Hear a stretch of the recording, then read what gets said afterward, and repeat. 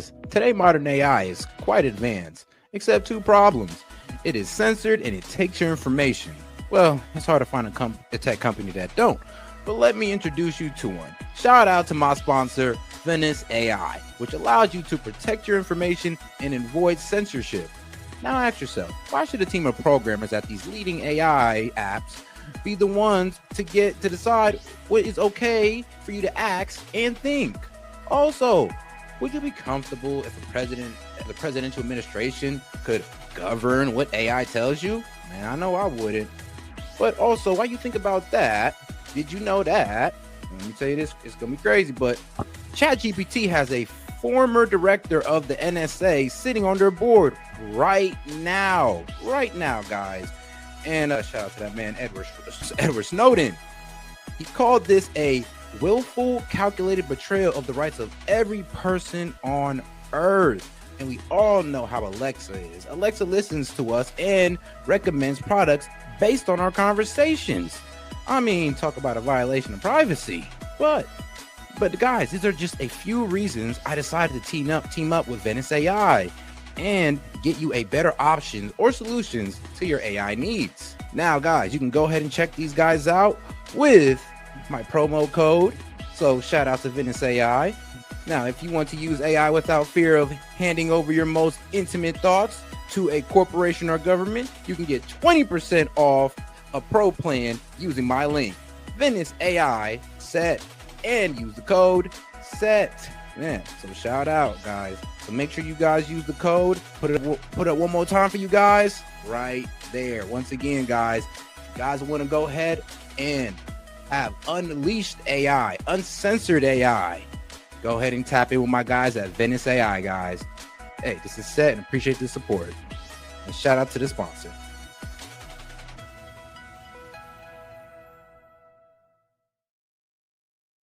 And all right, guys, let's get right into it. Shout out to the sponsor. And hey, man, this is SET with SET Media, and I appreciate the support. And make sure you guys double tap the screen on your way in.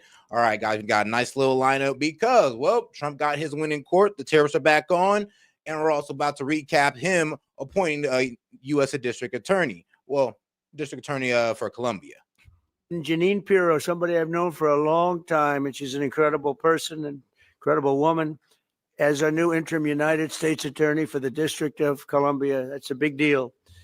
And I'd like to congratulate Jeanine and her whole family. And we have Christine with us, and Alex, I know, is in a very, very important place right now. And the two children, but they're not children anymore. And I've heard that Christine, you're doing unbelievably well and very successful at a great law firm. So it's great to have you with us. Thank you very much. Over 5 decades, Jeanine Pirro, known by millions as Judge Jeanine, has devoted her life to the pursuit of justice, the defense of freedom, and the fair, equal, and impartial rule of law. And that's what she's about. She was a great DA. I remember very well. She was as good as anybody I've seen. She began a career in 1975 as an assistant district attorney in Westchester County, New York, where she prosecuted violent crimes. And that was a serious prosecutor. And she went after real criminals, not fake criminals like. All right, let's get to the questions. When they say, and I thank you. Get to the questions.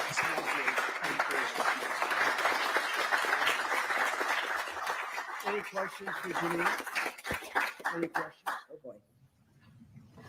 Anything for Jeanine? You just want to talk to him. I get it. Thank you. She's going to be fantastic. Thank you very much. Thank They you really- all. Thank There's you. no question because there's no doubt. We have no doubt you're going to be fantastic. Thank you, Mr. President. Mr. President, Mr. President, Mr. President, Yeah, please. Mr. President. on Russia, Mr. President? Please. Do you believe the Russians are being disrespectful when they say that your criticisms of Putin are simply an emotional response? And do you still believe that Putin actually wants to end the war? I can't. True, I would say Trump's response was an uninformed response because he doesn't know about the attack that happened on Putin and how they almost assassinated this man out. Well, pretty much blew his helicopter out the sky. So yeah, I say Trump made a uninformed message because I'm pretty sure if he didn't knew that this man almost got assassinated, he'd have pretty much came at NATO or Ukraine like, well, what do you expect to happen? Like, yes, now this man's going to launch a missile strike. I can tell you that, but I'll let you know in about 2 weeks. Within 2 weeks, we're going to find out very soon. We're going to find out whether or not he's tapping us along or not. And if he is, we'll respond a little bit differently, but it'll take about a week and a half, 2 weeks. We have Mr. Witkoff is here, who's doing. To be quite honest, I think after that assassination attempt, all bets are off. I don't even think really Trump could get this done at this point. Like, once you try to, like, what was I saying last night? I was like, look, if you're going to shoot for the king, don't miss. And they miss. And now this man done unleashed a swarm of drones and just put a complete missile barrage on Ukraine. Like, I don't think this man is willing to talk anymore. I think the operation is just take Ukraine. And this is just me making my, wild speculation on the matter. A phenomenal job is dealing with them very strongly right now. They seem to want to do something, but until the document is signed, I can't tell you. Nobody can. I can say this. That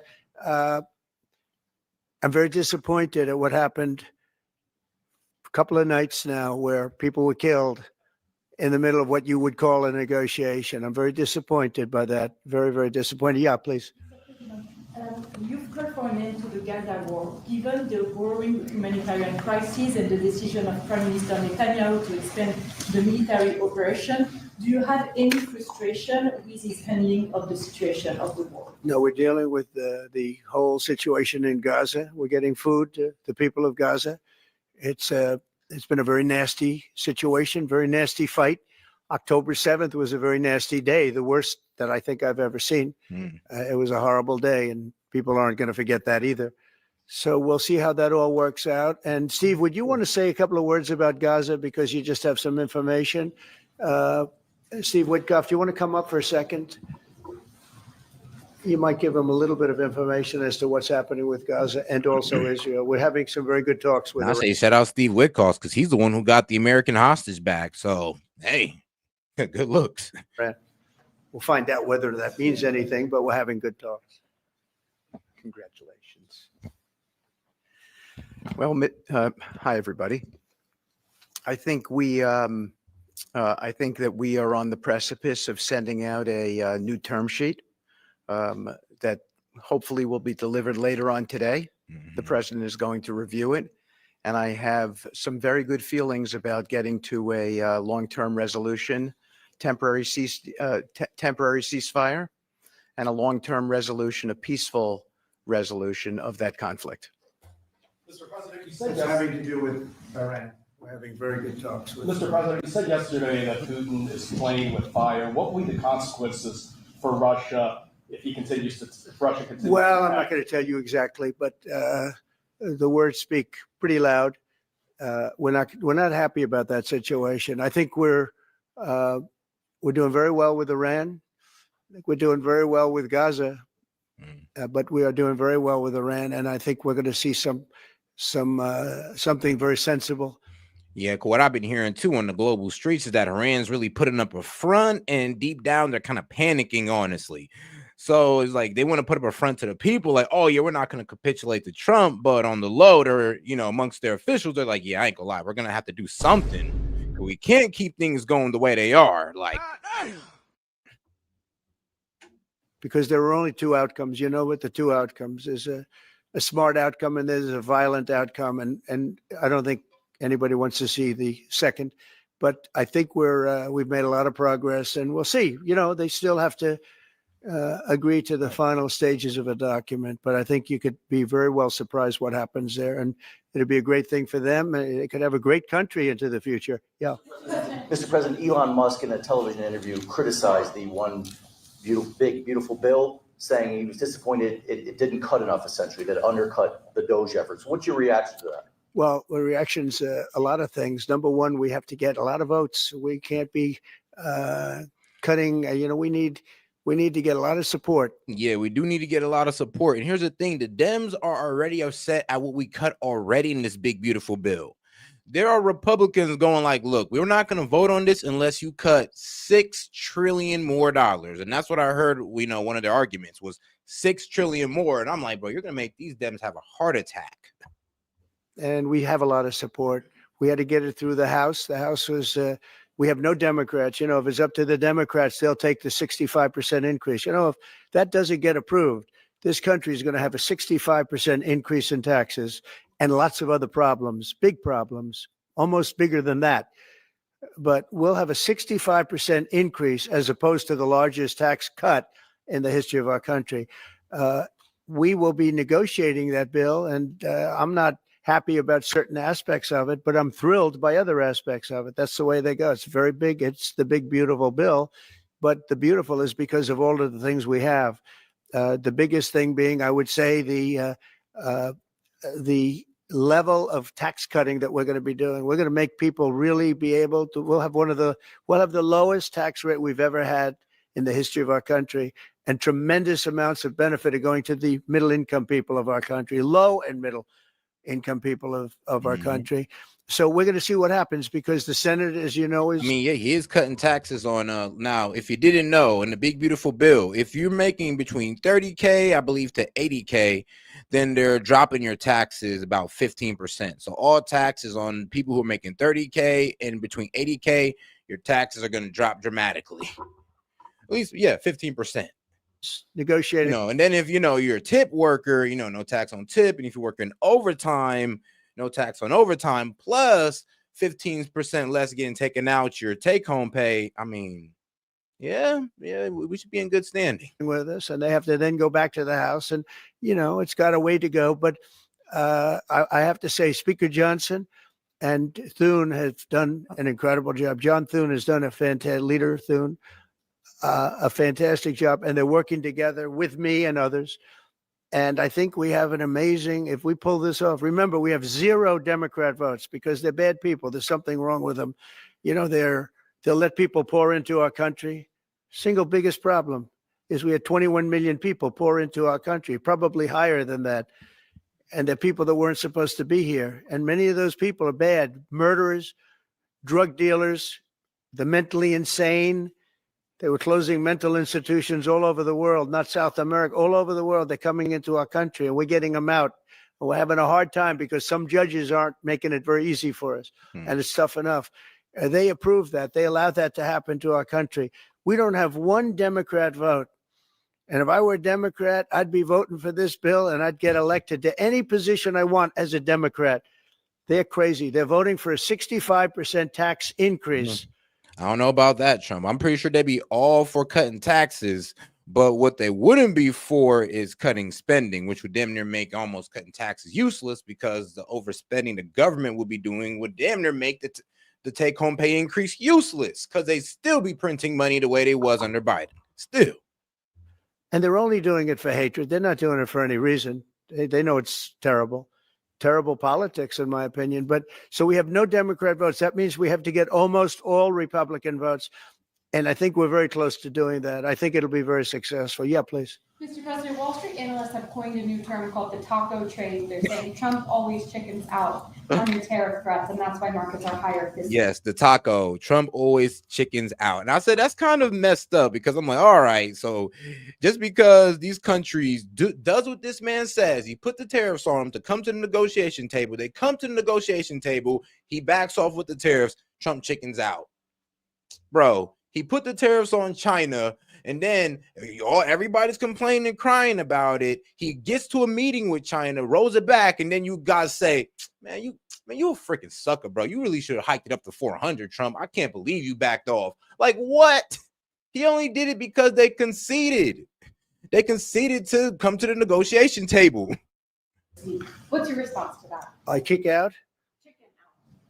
Oh, and then I chicken out. I've never heard that. You mean because I reduced China from 145% that I set down to 100 and then down to another number? And I said, you have to open up your whole country. And because I gave the European Union a 50% tax tariff, and they called up and they said, please, let's meet right now. Please, let's meet right now.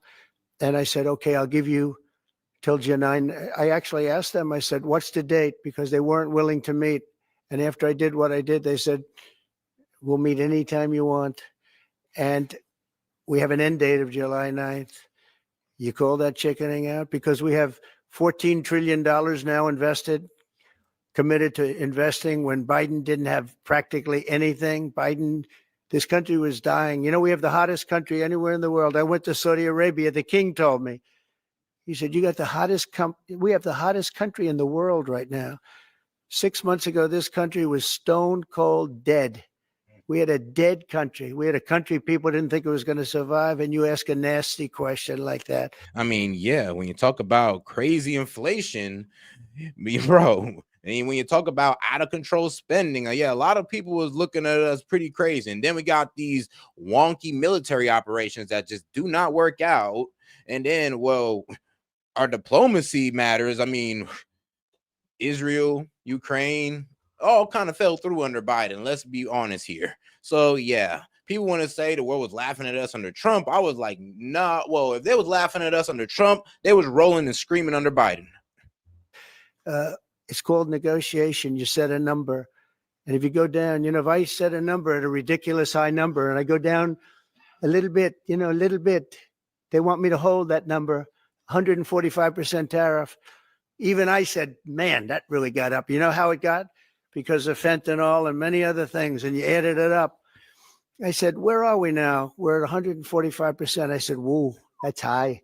That's high. They were doing no business whatsoever. And they were having tariffs that high. You were that's like basically decoupling percentages. That's what even Scott Besson tried to say. He's like, look, if China don't come to the table, they're going to end up decoupling from us, and that's going to destroy their economy. Now, here's the thing. I think it already has. That's the problem. Like, China's having a huge debt problem, a $53 trillion debt problem. Man. Having a lot of problems. We were very nice to China. I don't know if they're going to be nice to us, but we were very nice to China. And in many ways, I think we really helped China tremendously because, you know, they were having great difficulty because we were basically going cold turkey with China. We were doing no business because of the tariff, because it was so high. But I knew that. But don't ever say what you said. That's a nasty question. Man. Go ahead. And you got, I mean, it just goes with Trump's personality for him to respond to that. Because it's like, bro, you just called this one. He sees himself as the master negotiator. You're pretty much calling him a chicken and all that good stuff. I was like, all right. Well, they know how to push the man's buttons. I'll tell you that. To me, that's the nastiest question. Wait a minute. Wait. Go ahead, please. President Zelensky says he's ready to sit down with you and Vladimir Putin in Geneva. And it sounds like General Kellogg is working on preparations for that. Are you planning to sit down with the two of them? Well, I will if it's necessary. You know, takes. We have to. I think I'm at this point. I wish it would have been that way a couple of months ago, but at this point, we're working on President Putin. And ain't it ironic now that the assassination plan against Putin has failed, and now Putin has unleashed all these drone military strikes, and now Zelensky's like, so you want to meet in Geneva now? Dog, really? Yeah, if you did this a couple years ago, we wouldn't be here. And we'll see where we are. I think we're doing fine, but we'll see. I don't like what's happening. That's one thing I'll say. I don't like when I see rockets being shot into cities. That's no good. We're not going to allow it. You've always said that the war never would have started if you were would have never happened, and it didn't happen. He doesn't seem willing to do anything that you want him to do. Do you still believe that he wouldn't have launched the war? No, we would have never had a war. We would have never had a war. If I were president, if the election weren't rigged, you wouldn't have had the war. You wouldn't have had the war. You wouldn't have had inflation. I mean, look, I would say we wouldn't have had the war under, well, Ukraine. Israel, I feel like that would have popped off regardless. But under Ukraine, that one, Biden did not want to hold back NATO, and nor did he want to hold back Ukraine from joining NATO, which, like, everybody want to say, well, Ukraine's their own sovereign nation. But here's the thing. It's been understood for about the last 40 to 50 years in politics that if NATO takes in Ukraine, Russia will act on it. And it's like, and it's kind of crazy how we're acting like it's a brand new concept. Like that was just never the stance years ago. You wouldn't have had October 7th. That would have never happened because Iran was stone cold broke. They didn't have any money to give to Hamas or Hezbollah. You wouldn't have had that Afghanistan most embarrassing moment in the history of our country. You wouldn't have had any of it. You wouldn't have had inflation because energy costs. Look what happened. I brought inflation down to practically zero. And all of the groceries and all of the eggs and all of the things that you've been hearing about, they're back down. They're way down from where they were. I did something in 4 months that nobody's seen. And I have to say, in 4 months, and I said it before, and everyone's talking about it all over the world, we've got the hottest country anywhere in the world right now. We're the only country anybody's even talking about. All right, please go ahead. What stopped you from imposing new sanctions on Russia? Only the fact that if I think I'm close to getting a deal, I don't want to screw it up by doing that. Let me tell you, I'm a lot tougher than the people you're talking about, but you have to know when to use that. If I think it's going to hurt a deal, this isn't my war. This is Biden's war, Zelensky's war, and Putin's war. This isn't Trump's war.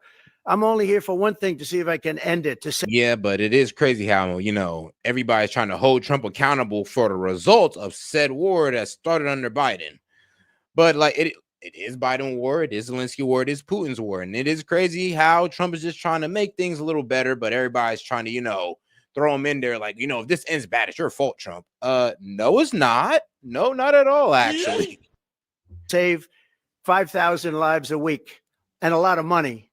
The money being much less important, because I made that money. I went to Saudi Arabia, Qatar, and UAE, and we brought back $5.1 trillion.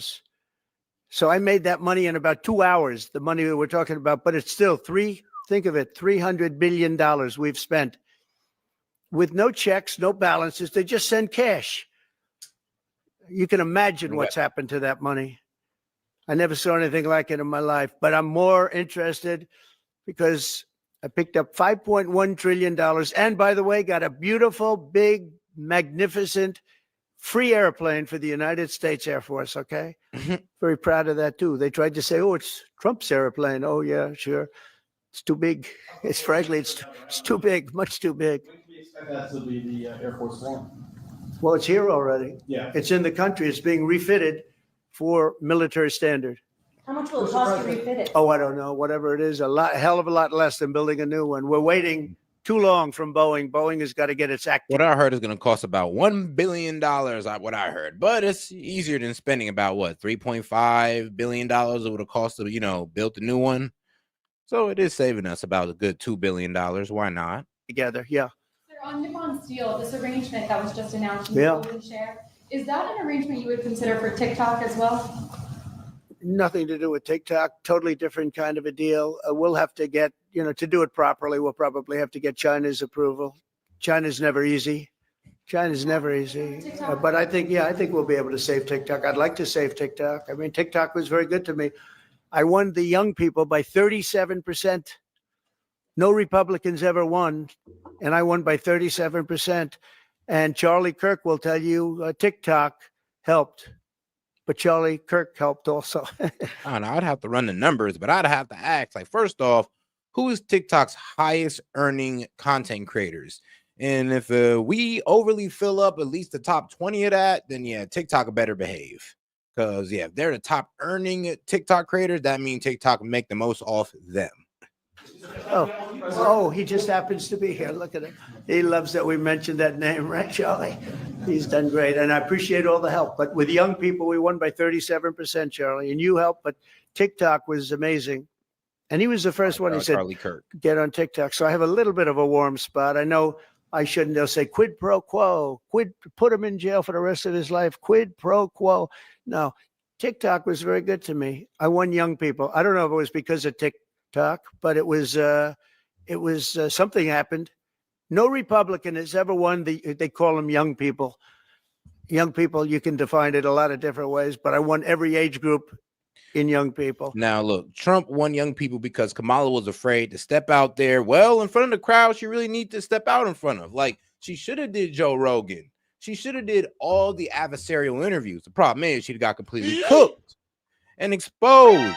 So, no, they kind of had to hide her, ineffectiveness to communicate. And it never happened, and won by 37%. That's a lot. Yeah. President, back on Iran, did you warn Prime Minister Netanyahu against taking some sort of actions that could disrupt the talks there in a phone call last week? Well, I'd like to be honest. Yes, I did. Next question, please. Hey, and guys, let's make sure we double tap that screen and like the video, guys. Let's get more people on this conversation. Like I said, just double tap that screen. Appreciate the support, guys. Sanctions. I did, yeah, If I did. Senate Republicans want to push It's not a forward- warning. I said, I don't think it's appropriate. What exactly did you tell him? Did I you just caution said, him? I don't think it's appropriate. We're having very good discussions with them. And I said, I don't think it's appropriate right now. Because if we can settle it with a very strong document, very strong, with inspections and no trust. I don't trust anybody. I don't trust anybody. So no trust. I want it very strong where we can go in with inspectors. We can take whatever we want. We can blow up whatever we want, but nobody getting killed. We can blow up a lab, but nobody's going to be in the lab, as opposed to everybody being in the lab and blowing it up, right? Two ways of doing it. Yeah, I told him this would be inappropriate to do right now because we're very close to a solution. Now, that could change at any moment. Could change with a phone call. You know, But right now, I think they want to. that is kind of a good point. Like, yeah, maybe we shouldn't just try to, bomb them. Well, like, what if we set off a nuclear reactor and damn near blow up the whole country? That's not gonna look good. Unless you just don't care, unless y'all just don't care, and the whole objective is to exterminate Iran, which I doubt it is. So yeah, it would be easy to work a deal out with them, go in there, dismantle their stuff, and then make sure that they can't create a bomb. make a deal, and if we can make a deal, save a lot of lives. When do you think a deal could happen on Iran? When do you On think which? a deal with Iran could happen? When do you Oh, I think- don't know. I think over the next couple of weeks, if it happens. Yeah. And on the, when could the administration resume the interviews for foreign students visa? When do you think your administration could resume these interviews On what? for the foreign student visa? Yesterday there was For the French for the visas? French too, but all the foreign students. Or for the foreign visas? What are you referring? Foreign visas for what? Are you talking about for colleges? College Okay, so students. you're off of Israel. Now you're talking about colleges, right? Yes, now. Okay. Well, we're going to see. Look, Harvard has been a disaster. They've taken $5 billion plus. $5 billion. Nobody knew that they were making this kind. If we didn't do this, we would have never found this out, Pam. They're taking $5 billion. And I'd rather see that money go to trade schools. And by the way, And they take like $54 to $56 billion in endowments. We only send them 5. So we don't even really make up that much of Harvard's profits. Like, I would say about 50 to about good 56% of Harvard's money come from endowments. Ironically, them receiving about $50 billion is pretty much a factual. It's facts. These guys get $50 billion from who? Well, it's not. Trust me, if you actually look at the list, you will not be too surprised on why we call it an indoctrination camp at this point. totally anti-Semitic at Harvard, as you know, and some other colleges too, in all fairness to them. And it's been exposed, very exposed. And I think they're dealing very badly. Every time they fight, they lose another $250 million. Yesterday, we found another 100 million. And they have, they have a fund, an endowment, $52 billion. Mm. All right. They get a lot of that from the United States. And I think it's ridiculous. I think everyone's coming up to me saying, we love the idea of trade schools with that kind of money and money from others, but money from them. You can have the best trade schools anywhere in the world. You give them to Iowa, Indiana, lots of good states, well-run states, and you give them the money. They can only be used for trade schools, and they'll teach people how to build motors and cars. And to be honest, I mean, that's what Apple does in China. Apple has trade schools in China where they help you damn near learn how to engineer their phones, their manufacturing equipment, all that good stuff. They even got a damn campus you could sleep at. And yes, that's why Trump kind of looks at these companies with the side eye, like, you guys could have brought that over here, except you're doing it in China. Why? Well, slave wages and child labor. And AI, the AI, we're building plants, we're building hundreds of billions of dollars worth of AI plants, already started, many of them. We've never had a boom like we're having now. You're going to see it. There's never been anything like it. So we're up to about $14 trillion in investments. There's never been anything even close. You look at Biden, this guy, they had people leaving as opposed to investing. And they're doing it because of November 5th, and they're doing it because of the tariffs. And shout out to Fox Chase. He says, "What up? Can we get some updates on the Letitia James fraud case?" I got you, my friend. Tariffs have been tremendous. Well, I can promise you, and I have great respect for the people at the European Union, they wouldn't be over here today negotiating if I didn't put a 50% tariff on. The True. sad thing is now when I make a deal with them, it's something much more reasonable.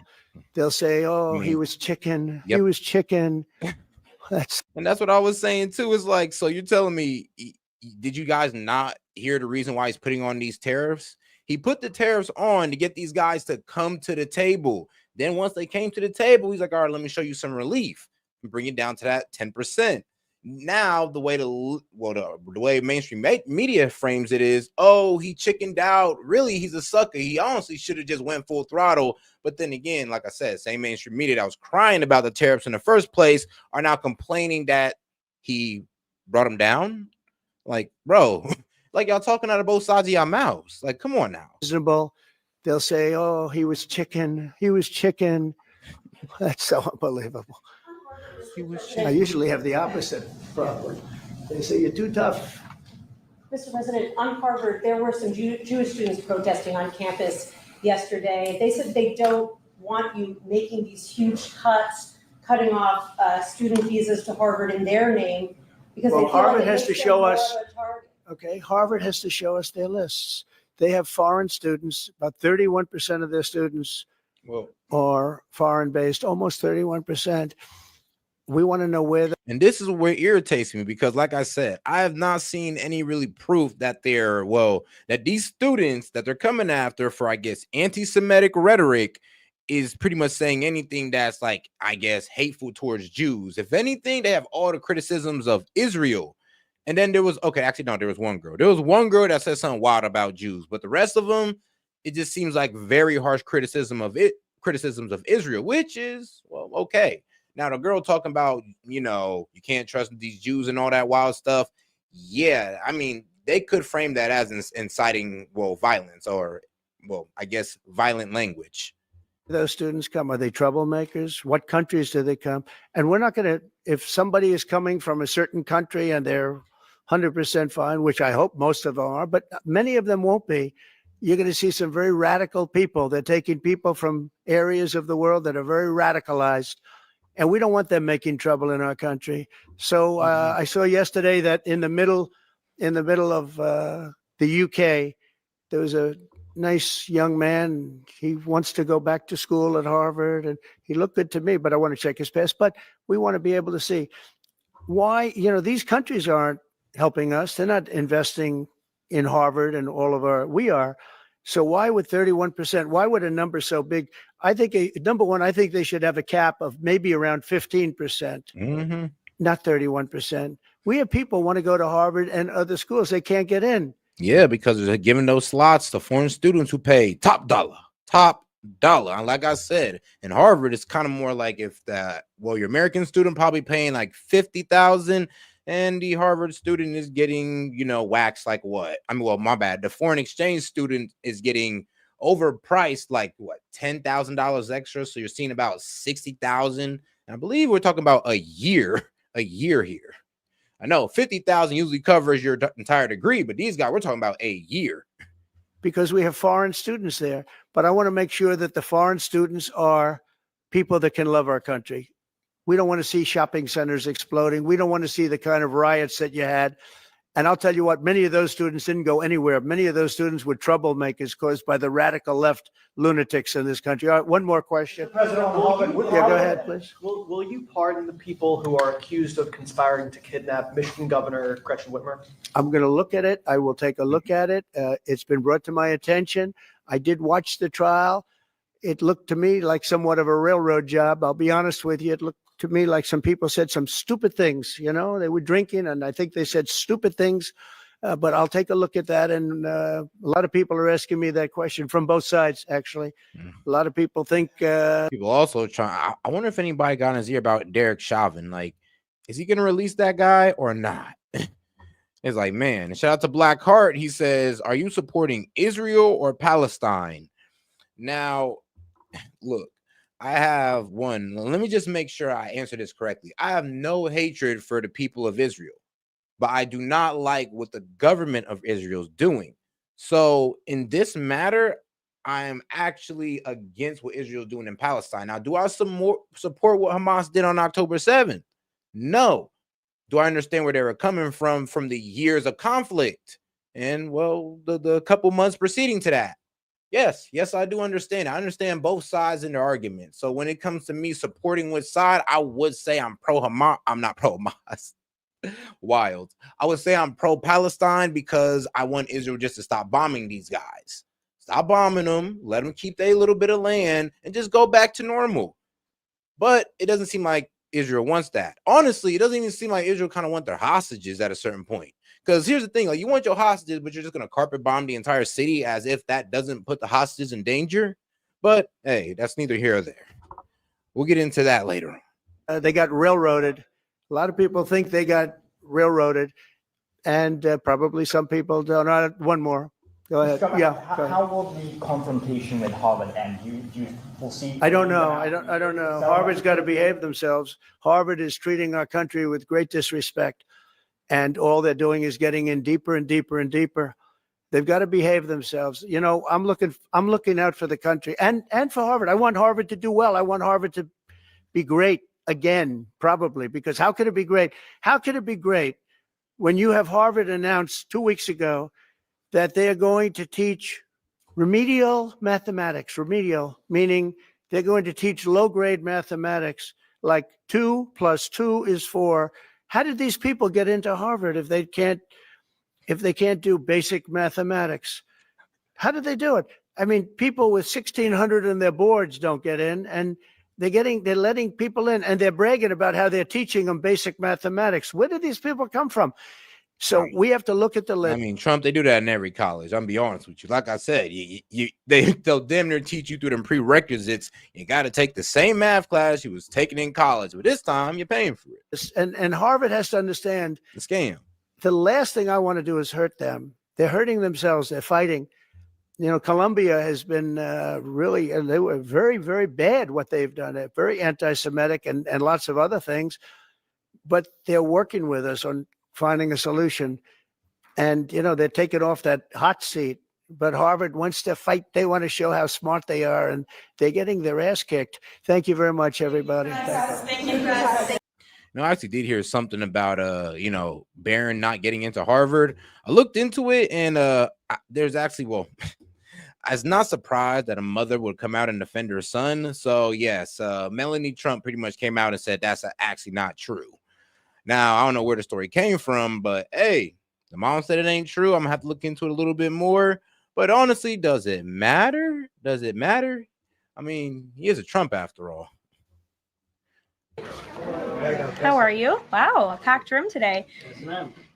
Last night, the Trump administration faced another example of judicial overreach. Using his full and proper legal authority, President Trump imposed universal tariffs and reciprocal tariffs on Liberation Day to address the extraordinary threat to our national security and economy posed by large and persistent annual U.S. goods trade deficits. The United States has run a trade deficit of goods every year since 1975. In 2024, our trade deficit in goods exceeded $1 trillion. Everybody agrees this is unacceptable.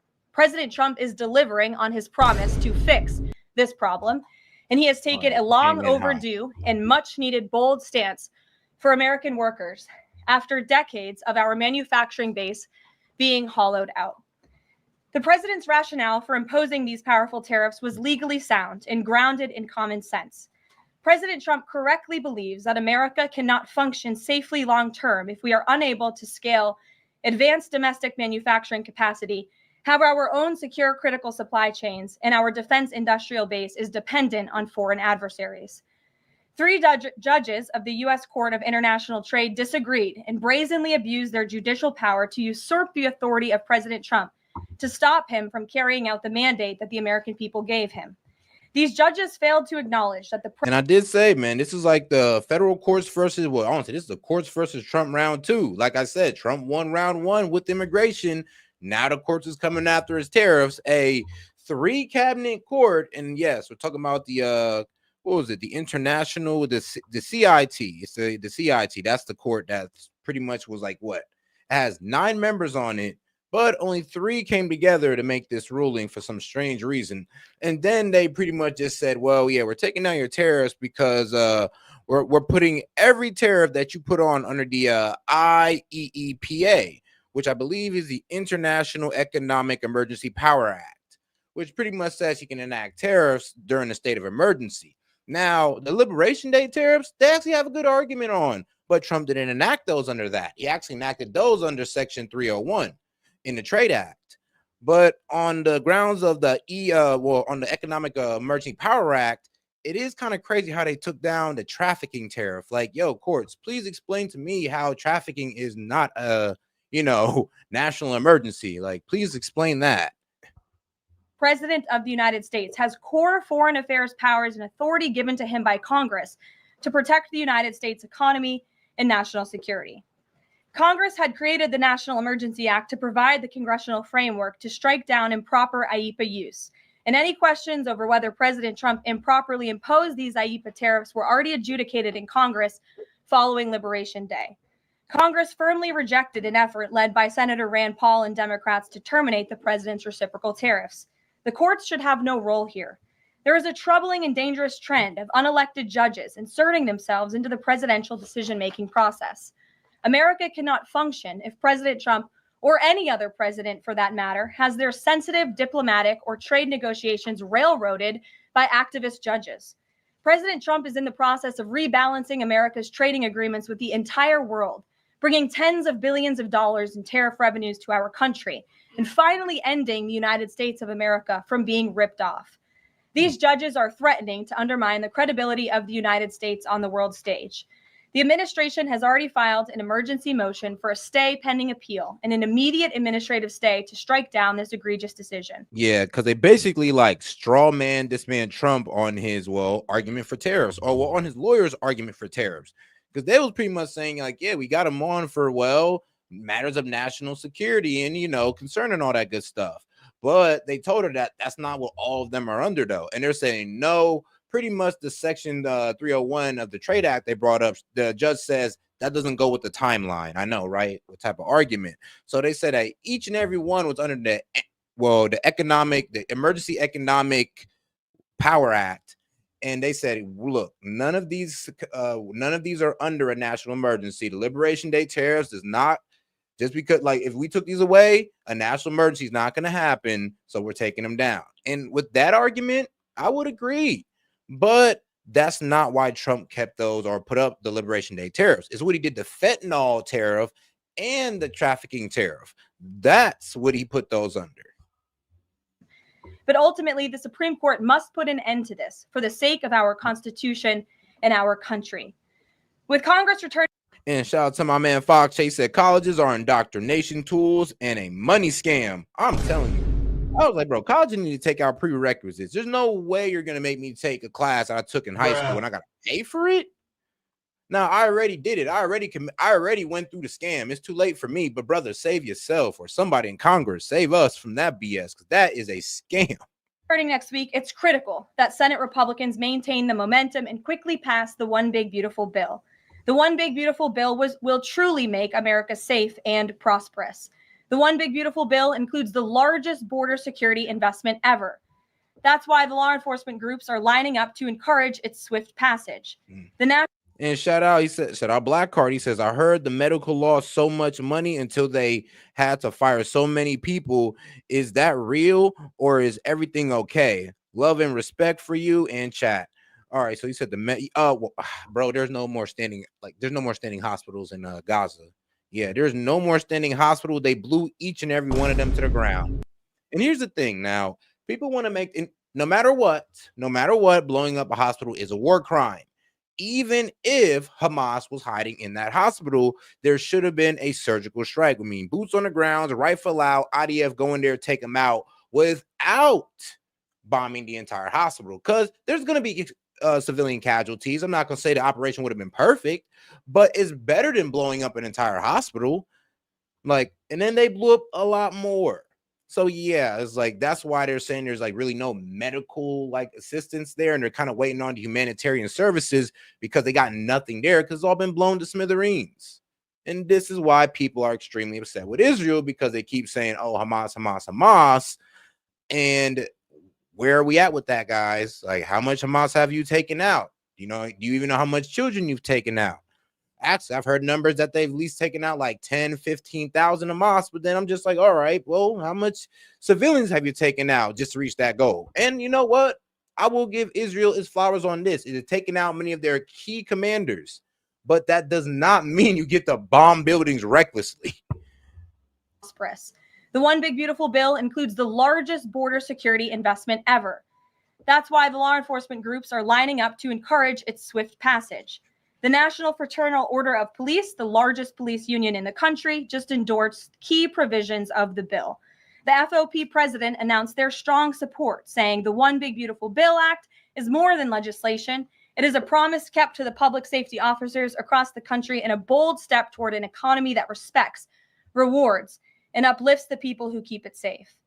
And the National Border Patrol Council, which represents nearly 20,000 Border Patrol agents, hailed the legislation as well. And shout out to my man Fox Chase. Hey, yo, shout out to the supporters, man. Appreciate the support, guys. But Fox Chase comes. Anyone notice your doctors are mostly Indian descent? Yep. The group's president said this legislation provides a once-in-a-generation investment in the border security of our great country and will make America safer. The One Big Beautiful Bill will guarantee we can permanently have the safest, strongest, and most secure immigration system in American history. I also want to take the opportunity to debunk some false claims that have been circulating in the press about this bill. The blatantly wrong claim that the One Big Beautiful Bill increases the deficit is based on the Congressional Budget Office and other scorekeepers who use shoddy assumptions and have historically been terrible at forecasting across Democrat and Republican administrations alike. True. For example, just before Congress enacted the original Trump tax cuts at the end of 2017, the same CBO projected that growth would average a mere 1.9% over the next 10 years. I know, and that's what they fear-mongered on us like last time. They said, oh, he's cutting taxes for the rich. He's going to increase spending. Trump doesn't know what he's doing. And then the bill passes or the tax cuts pass, and none of that happened. Actually, there was more growth than projected to be. So it was actually kind of crazy how, well, the CBO scoring is kind of being relied on today, but it was completely wrong when Trump was first in office. However, by 2019, actual growth had surged to 3.4% once the Trump tax cuts went into effect, exceeding the CBO forecast by nearly 2 full. Hey, shout out to this man, Fox. He says, anyone notice your gas station owner are of mostly Indian descent? I'm just like, I mean, damn it, Fox. You're not wrong. You're not wrong. Where are you going? Percentage points. The CBO's latest forecast makes the same anemic growth assumptions as they did in 2017, missing the impact of the One Big Beautiful Bill. The CBO assumes long-term GDP growth of an anemic 1.8%, and that is absurd. The American economy is going to boom like never before after the One Big Beautiful Bill is passed. The largest middle-class tax cut in history, massive deregulation. I mean, it boomed last time, and pretty much the One Big Beautiful Bill just pretty much continues the tax cuts that, well, the rich already had under the 2017 one. And I guess Trump did raise taxes on the rich by like, what was it? It was 37% to 39.6% on their income. And I never know what you're going to say, but capital gains set and all that good stuff. But you're right. But even then, even with all that shifting of their money, they still pay more taxes than us. Ain't that crazy? Ain't that crazy? Even with shifting money back and forth. And shout out to my man Green Bean. He says, tell us the real deal, brother. Back to the truth. And shout out to my man Fox Chase coming in again. He said, notice smoke shops are mostly Indian descent. God damn it. Like, oh, shit. Like, bro, Fox Chase about to make me throw on the conspiracy hat. Like, where's this going? God damn it. But all right, guys, right back to it. in the most aggressive domestic energy exploration ever will fuel small businesses, further boost private investment, increase workers' wages, and supercharge economic growth. The Council of Economic Advisors has factored in the effects of all these pro-growth policies and estimated in their own analysis that growth will average 3% in the long run after the One Big Beautiful Bill is passed, which is nearly double the ridiculous CBO projection. This higher growth would result in $4.1 trillion in additional revenue over the next 10 years. Between the common sense spending reforms contained in the One Big Beautiful Bill and the robust economic growth that will be generated as a result of it, there will be no increase to the deficit. The same analysis from the CEA shows just how this historic package will unleash prosperity and ignite a blue-collar boom across America. But if the radical Democrats get their way and the One Big Beautiful Bill does not pass, Americans will face a whopping $4 trillion tax hike. This is unacceptable to President Trump. President Trump will not allow Democrats to massively raise Americans' taxes. Senate Republicans must get. And we do hold most of the Senate, but I mean, we don't hold the whole damn Senate. Like, Democrats, they hold enough seats to where we do got to convert some of these guys over, or well, maybe at least some of the independents. This bill passed. Failure is not an option. The American people are counting on Republicans to deliver. In other news, despite all the doom casting from the media, Americans are growing more and more optimistic about the economy under this president. Consumer confidence surged in May with the biggest monthly jump in 4 years, smashing expectations. According to the release from the Consumer Confidence Index, the increase in confidence was broad-based across all age groups, income groups, and political affiliations. Our country is clearly heading in the right direction under President Trump's bold leadership. For the first time in history of Rasmussen polling, a majority of Americans believe the country is on the right track. It's unsurprising because the president is fulfilling the promises he made to the American people. Here in our new media seat today, we have the editor-in-chief of The Federalist, Molly Hemingway. The Federalist is led by Molly and Sean Davis and provides fearless journalism and coverage of politics and culture to millions of readers all over the world. Thank you for being here, Molly, and why don't you please kick us off? Thank you, Caroline.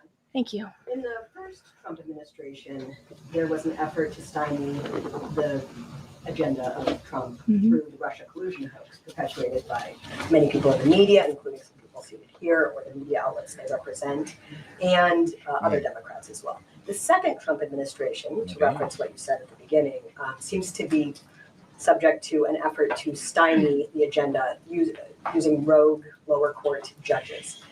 You mentioned that the Supreme Court could and should do something to rein in these lower court judges. Also, Congress could. Honestly, I will admit, though, the CIT, that court right there, that court actually does have jurisdiction to shut down trade-related things. You feel me? Well, international trade court.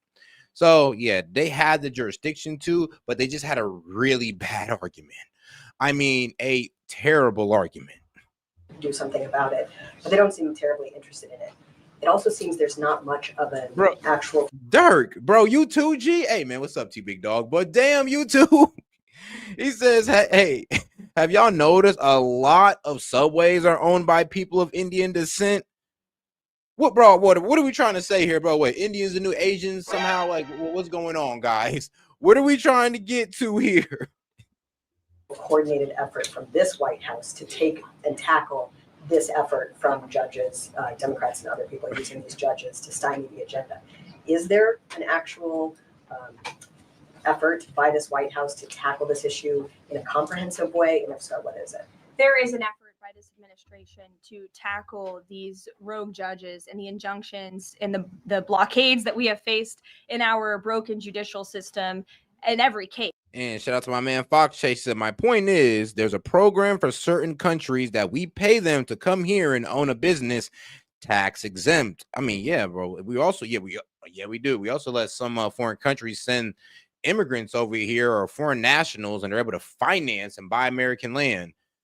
It's actually pretty crazy what we allow these foreigners to do, but you do have a good point. And I thought you was about to make an H-1B visa point. I'm like, hold on. I thought you was about to make that point. And then you start saying some other things about, all right, I see where you're getting to now. I see where you're getting to. And yes, America does need to stop giving so much benefits to the foreigners and start saving money on that and start giving more benefits to the American people. Is that too much to ask for? Is it? Am I asking too much? Case. I mean, we have seen time and time again these lower district court judges ruling against this administration in the president's basic executive authority and powers. And this administration is fighting every single one of those battles in court, including already the block that came down from the tariff court, the IEPA court last night. And as on my way out here to the briefing room, I understand that there was another district court judge right here in Washington, D.C., who ruled against the president's tariff power. And I will get to the heart of your question, and I'm glad that we are addressing this in the room today, because nationwide injunctions ordered against the first Trump administration, Trump 1.0, account for more than half of the injunctions issued in this country since 1963. And President Trump had more injunctions in one full month of office in February than Joe Biden had in 3 years. And let me roll through some of these. Oh, and shout out to my man Green Bean. He says, funny how most businesses are owned by hard workers, though. And that is also a fact. Because God damn it, you can't say they ain't hard working. I mean, and honestly, that's any business. That's any business person I know, hard working. These radical injunctions. Honestly, any high performer in general. There's any high performer. The picture for the American people at home. These are not just talking points. These are real judges in the court of law who are trying to block the president's power and the policies that he was elected to enact. For example, a court ordered the Trump administration to return already deported terrorist aliens back to the United States. A court has ruled the Trump administration. Hey, and shout out to my man Blackheart. He says Israel can get their hostages back, but they don't want to. The other countries give them money and everything else. Remind me how much America gives them money. Those people don't care. Well, honestly, and that's actually a really good stance on why they kind of don't want this conflict to end or want to have their hostages back. But remember, Benjamin Netanyahu was supposed to get brought up on corruption charges. All of a sudden, this pops off. Now this man is just dragging this out when word around, honestly, I'm just going to say it. Hamas pretty much was willing to give up the hostages on day two. On day two. And they said, look, we'll give it up as long as you guys don't come into Gaza. They just went into Gaza anyway and just start bombing everything. So that's also one of the reasons I say that, well, they don't want to stop it or they don't want their hostages back because that means, well, oh, it wasn't that the reason you guys were stopping the war? Once you get your hostages back, you guys are going to back off, right? But that didn't happen. And like I said, everybody want to bring up, oh, but October 7th. And yes, I do feel bad for the 1,500 people that died. But here's the thing, though. I don't know. You can never wrap my mind around just like, look, I get taken out of Hamas. If you want to take out all 30,000 Hamas at max, you want to take them all out, fine. But I believe the body count has reached over 30,000. So at this point, it's like, all right, so where did the numbers stack up here? Like, how much Hamas have you taken out? How much citizens have you taken out? Because this is not looking good on America. Because we paying for this. Like Israel, come on, bro, stop making us look like this. Administration can't even temporarily pause our refugee programs.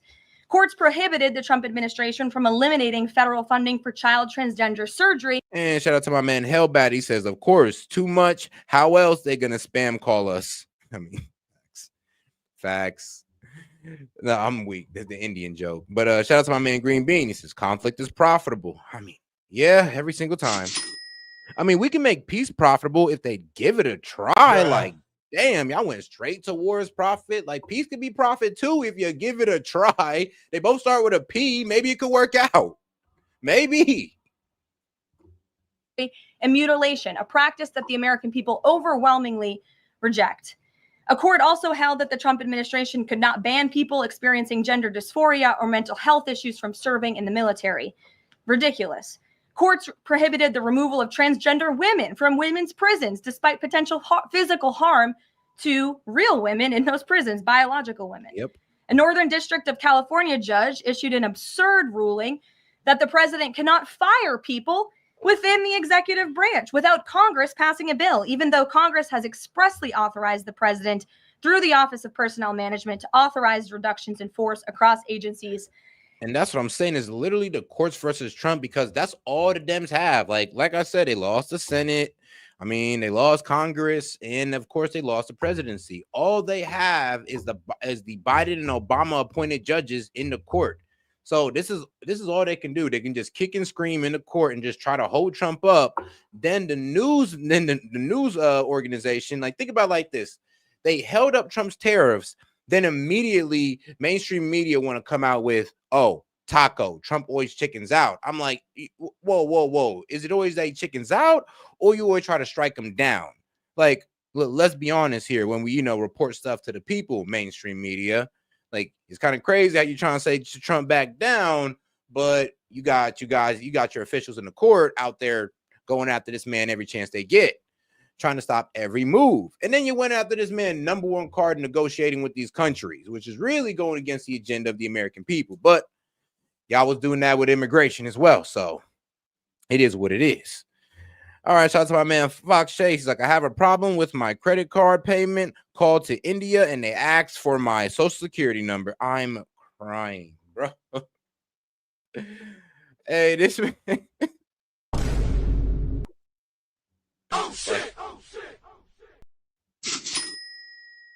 A court also ordered the Trump administration to rehire thousands of already fired employees in several cases.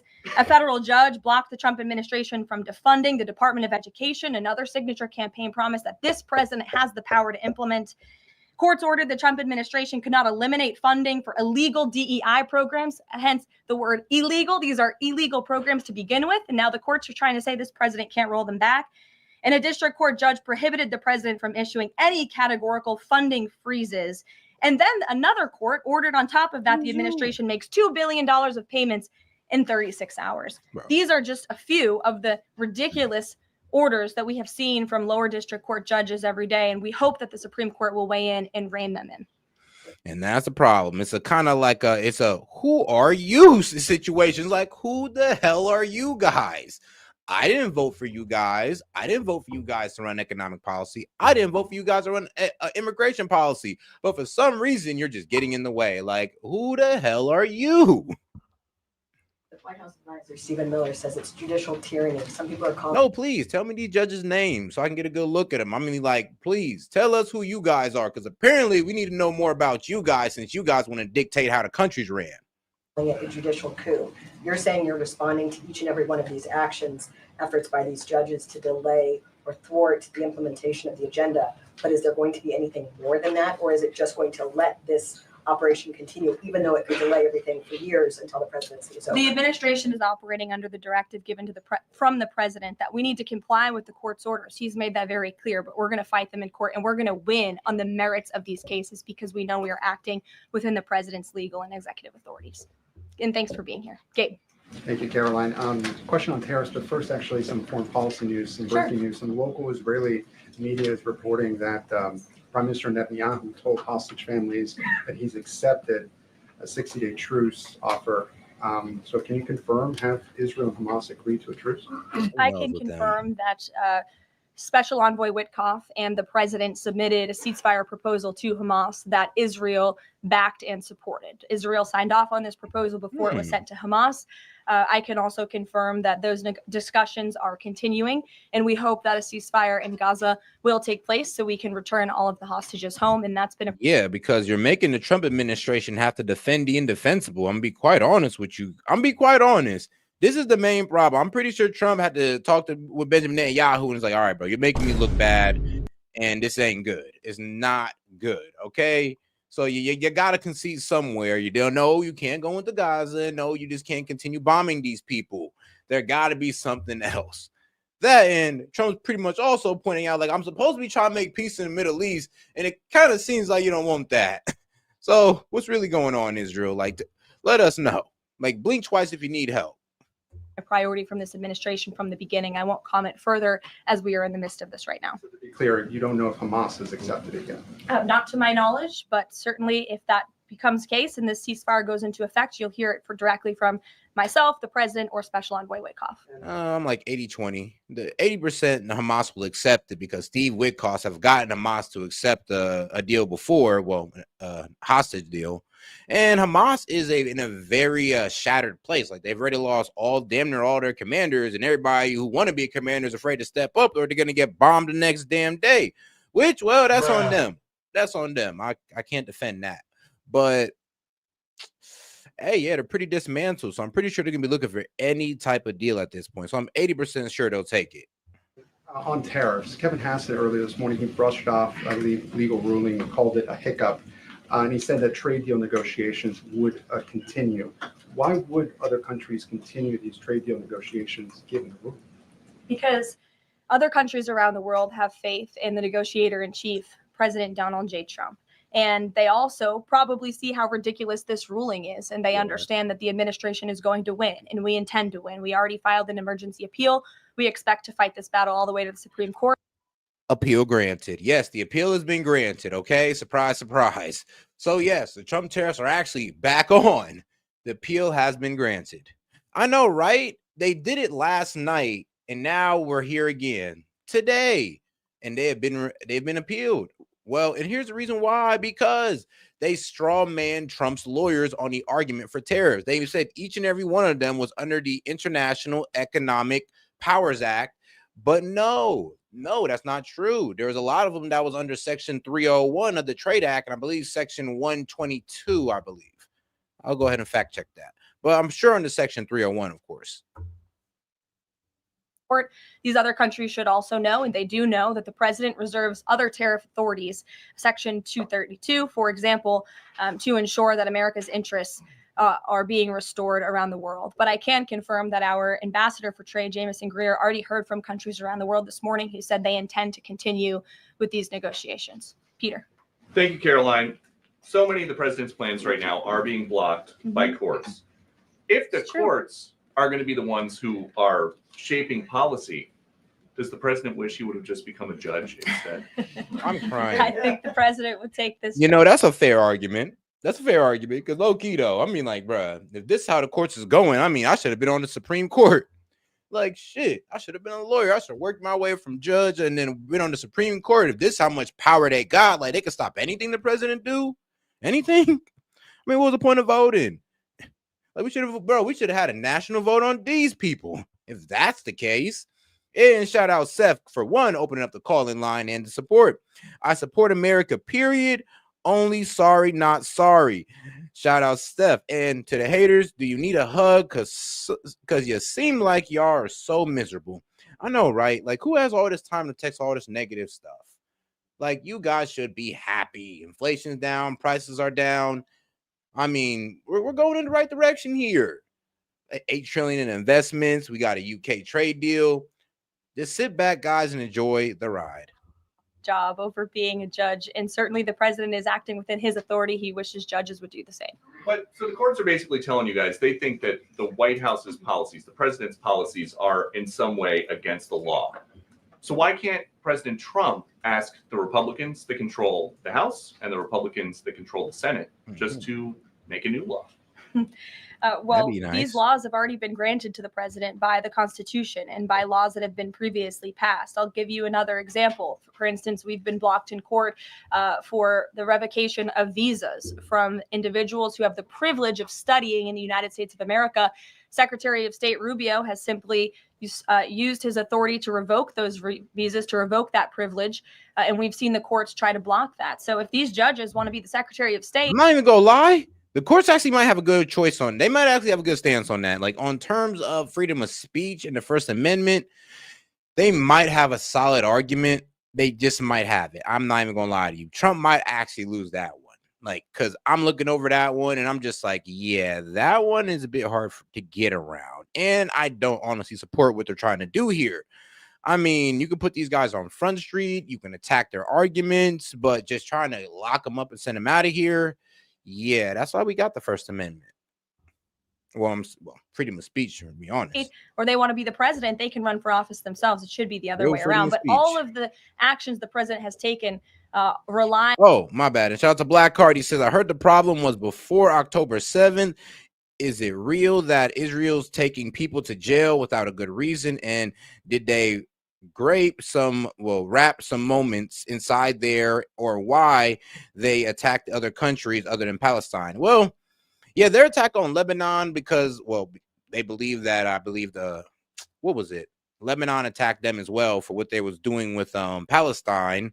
Then Israel hit them with probably the coldest. I mean, I ain't gonna lie, I was truly impressed. Probably the coldest intelligence operations ever with the pagers. I mean, they did that like what they said, like what, 10 years in advance, like 7-10 years in advance. They put those bombs or the C4 in the pagers to pull off that operation. So there's always been on with Lebanon. They've always had problems with Syria because of the Golan Heights. Like, yeah, they do have problems with almost everybody around them. But Jordan, I guess they're somewhat cool with Jordan. On legal authorities that have already been granted to him by our nation's existing laws. And on a different topic, there are some folks in President Biden's inner circle who are now in talks with Republicans in Congress to give interviews. Oh, yes. And there were conflicts and multiple attacks on Gaza before October 7th. Like, all the way up from 2018, and I'm talking just about Israel attacking Gaza and, well, unaliving Palestinians. This was going on from 2018 all the way out to 2023 in like what? Literally like 2 months, all the way out to May of 2023. It's about how they may have handled President Biden's decline. Is the president satisfied with aides only sitting for these transcribed interviews, or would he also like to see some kind of testimony from the former First Lady, Dr. Biden? I think, frankly, the former First Lady should certainly speak up about what she saw in regards to her husband. She won't. And when she saw it and what she knew, because I think anybody looking again at the videos and photo evidence of Joe Biden with your own eyes and a little bit of common sense can see this was a clear cover up. And Jill Biden was certainly complicit in that cover up. There's documentation, video evidence of her clearly shielding her husband away from the cameras. They were just on The View last week. She was saying everything is fine. She's still lying to the American people. She still thinks the American public are so stupid that they're going to believe her lies. And frankly, it's insulting, and she needs to. I mean, really though, because like think about how stupid she think we are. She brought that man on The View. If you seen The View and the fact that she was there, I was like, oh yeah, you really think you can fool the people? You think we're stupid or something? And that is why we should really be offended with the Democratic parties, because one, they lied right to our face. And then they made all you Dems look stupid because y'all was calling us ageist. Y'all was saying we don't know what we're talking about. We're conspiracy theorists, deep fakes, all this crazy stuff just for us to be riding in. Like I said, you spent 4 years calling us liar, liar, and now you're mad about 5 months of us pretty much just saying, I told you so. 4 years, and you're getting mad about 5 months. Answer for it. Ouija. Thank you, Caroline. President Trump was asked what he thought about Elon Musk's claim that the big, beautiful bill increases the budget deficit and undermines the work of. He says no one likes them because they are racist. You know what? I would say this. There are actually voices in Israel that are pro-Palestinian. There are voices in Israel that actually want to have a two-state solution with Palestine. There are voices in Israel that actually want what we want for Gaza or Palestine. They actually want that. The problem is that the regime in charge, which means I guess a majority of them, well, they don't agree with what's going on in Gaza, but they do agree that, well, they deserve to occupy the land of Gaza because it's part of Israel. And then if you want to get on the whole idea of greater Israel, man, that's a whole nother rabbit hole right there. Doge, and the president didn't actually comment on. But appreciate the support, Blackheart, man. Shout out to you, man. And, well, to be quite honest, there are some supremacists in Israel. Those remarks, he just talked about the need to support the bill. So what does the president think about what Elon Well, what country don't got supremacists, though? I mean, like, come on, if we're being honest. Musk said? Well, the president is very proud of the one big beautiful bill, and he wants to see it pass. He wants the Senate to get to work on it and send it to his desk as quickly as possible.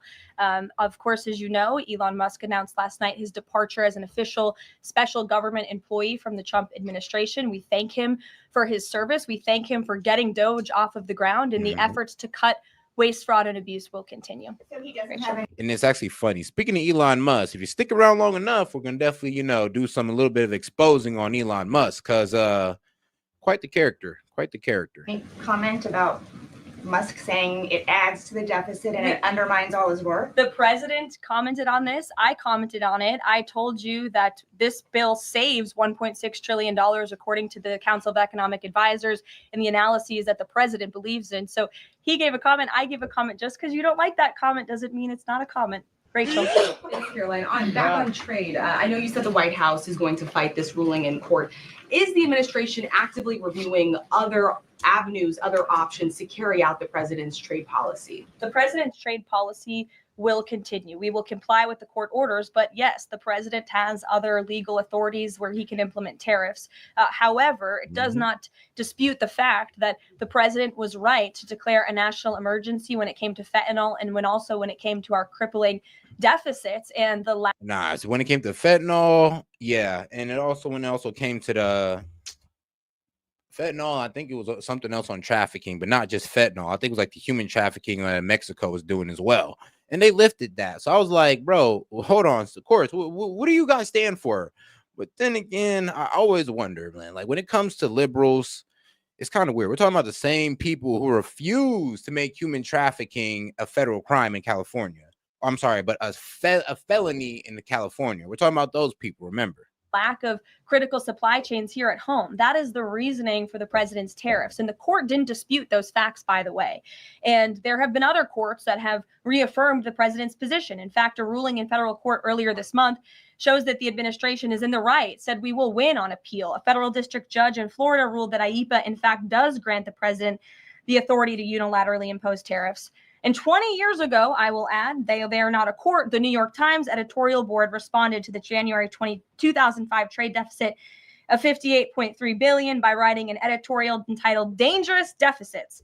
And since then, our trade deficit has more than doubled. The U.S. trade deficit in January totaled a whopping $131.4 billion. So people on both sides of the aisle, pundits, lawyers, legal scholars, politicians have all agreed that it is a national emergency. Our trade deficits and our lack of critical supply chains here at home. It's just President Trump was the first president to actually act on it to restore that wealth and that prosperity to the United States of America. And it's very unfortunate that the courts are now blocking his attempts to do that. Has the administration then reached the point where honestly blocking his attempts to negotiate with these countries, but thank God they appealed it. You are actually asking your economic advisors to start reviewing other avenues to implement the president's trade policy, or do you want to just see this legal process take place for now? We can walk and chew gum at the same time. We are doing both. Josh. Oh, guys, make sure y'all double tap the screen and like the video. Appreciate the support, by the way. Make sure you double tap the screen and subscribe to the channel. Appreciate the support, guys. The president met with the Fed chair earlier today. I'm wondering if you can give us any readout of that meeting. The Fed also says that they discussed the economy. I imagine the president might have shared views on rates as well. But what can you share? I can share with you that we saw, the president and I both saw the statement that the Fed put out after the meeting. That statement is correct. However, the president did say that he believes the Fed chair is making a mistake by not lowering interest rates, which is putting us at an economic disadvantage to China and other countries. And the president's been very vocal about that, both publicly and now I can reveal privately as well. Did he speak at all about his plans for that position, but whether he would seek to move Jay Powell out of that position or keep him in until his term ends? No. Okay. Ask very quickly on the tariff question. You mentioned Section 232 earlier. Are you suggesting that you might sort of speed up some of the existing 232 investigations, or are you talking potentially using 232 as a replacement power if this ruling doesn't go your way? Of course, you hope it does. I'm not suggesting that. I'm just simply stating the fact that the president has other legal authorities he can use to implement tariffs, and the administration is willing to use those. As you know, we already have applied Section 232 tariffs on specific industries. Yes, thank you. President Trump said that you needed 1.5 to 2 weeks to determine whether or not you believed Vladimir Putin wanted peace. He has been in office now for 4 months. What does he believe is going to happen in the next 1.5 to 2 weeks that would change his opinion? Well, it is my understanding and it is our hope that Russia and Ukraine will engage in direct talks and negotiations next week in Istanbul. And we believe that meeting is going to take place. And that is a meeting the president encouraged and urged for these two sides to come together and negotiate directly. And the president has been clear from the very beginning of this conflict that he wants to see this conflict solved on the negotiating table, not on the battlefield. And he's told that to both leaders, again, both publicly and privately. So hopefully next week, it will move the ball forward. Is the United States going to participate in those conversations? We will let you know if the president plans to send a representative. I'm not tracking that at this time. Kelly. And some funny things are going on in Russia. Like, well, word on the global streets is Russia put a tariff on China. And, you know, I don't know, right? Russia putting a tariff on China, yeah, it's a bit strange. A tariff of about like 55% on Chinese what was it? Sliding doors, little sliding door things that they kind of sell heavy into Russia. Yeah, put a tariff on that. And I ain't gonna lie, that's kind of hurting China even more. It's like they're damn near trying to sink their economy at a certain point. In the back.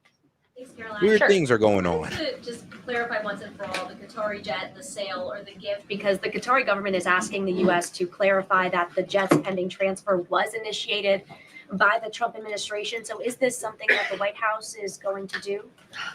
The amount of questions we've received, and we've been incredibly clear. And I have answered this. The president has answered this. The Department of Defense has answered this. This is a government to government gift transfer from the Qataris to the Department of Defense, to the United States Air Force. It is now in their hands. And for further details on where that stands, I would defer you to the Department of Defense and the United States Air Force. I have nothing more for you on that. Deanna. Thanks, Caroline. Two questions, one on Big Beautiful Bill, one on immigration. Sure.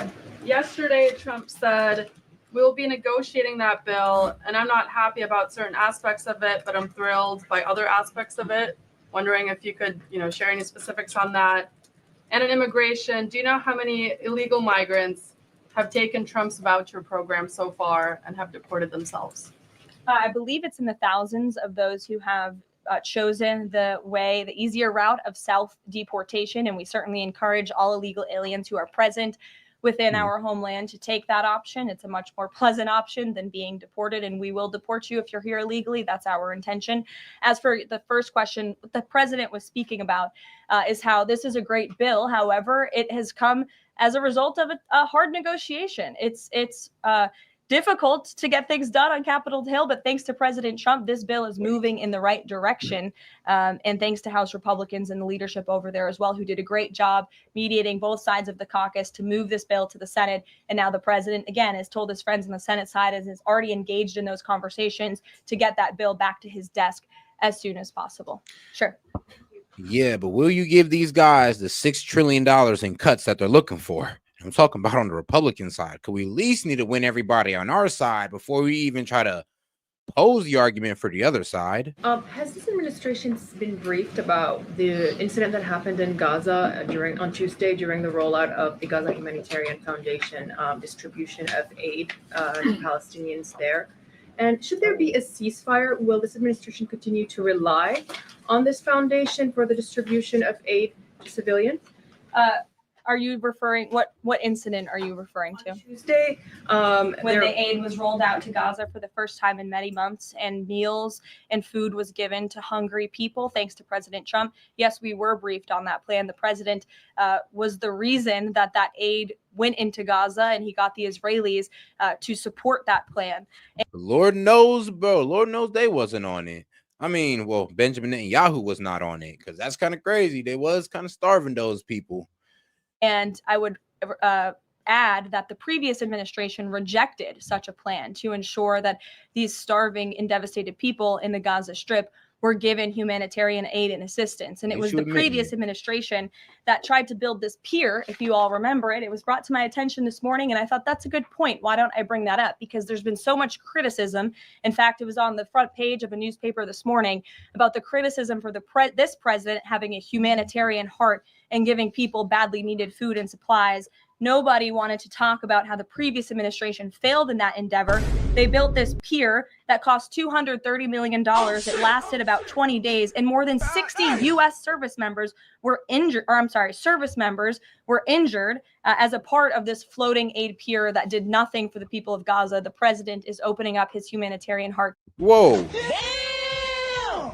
We spend money, well, millions of dollars.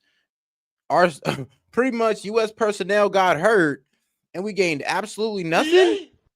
Yeah, that sounds like a Biden operation. Yeah, that sounds like Biden was running that one. Well, Biden staffers. Let's be more accurate.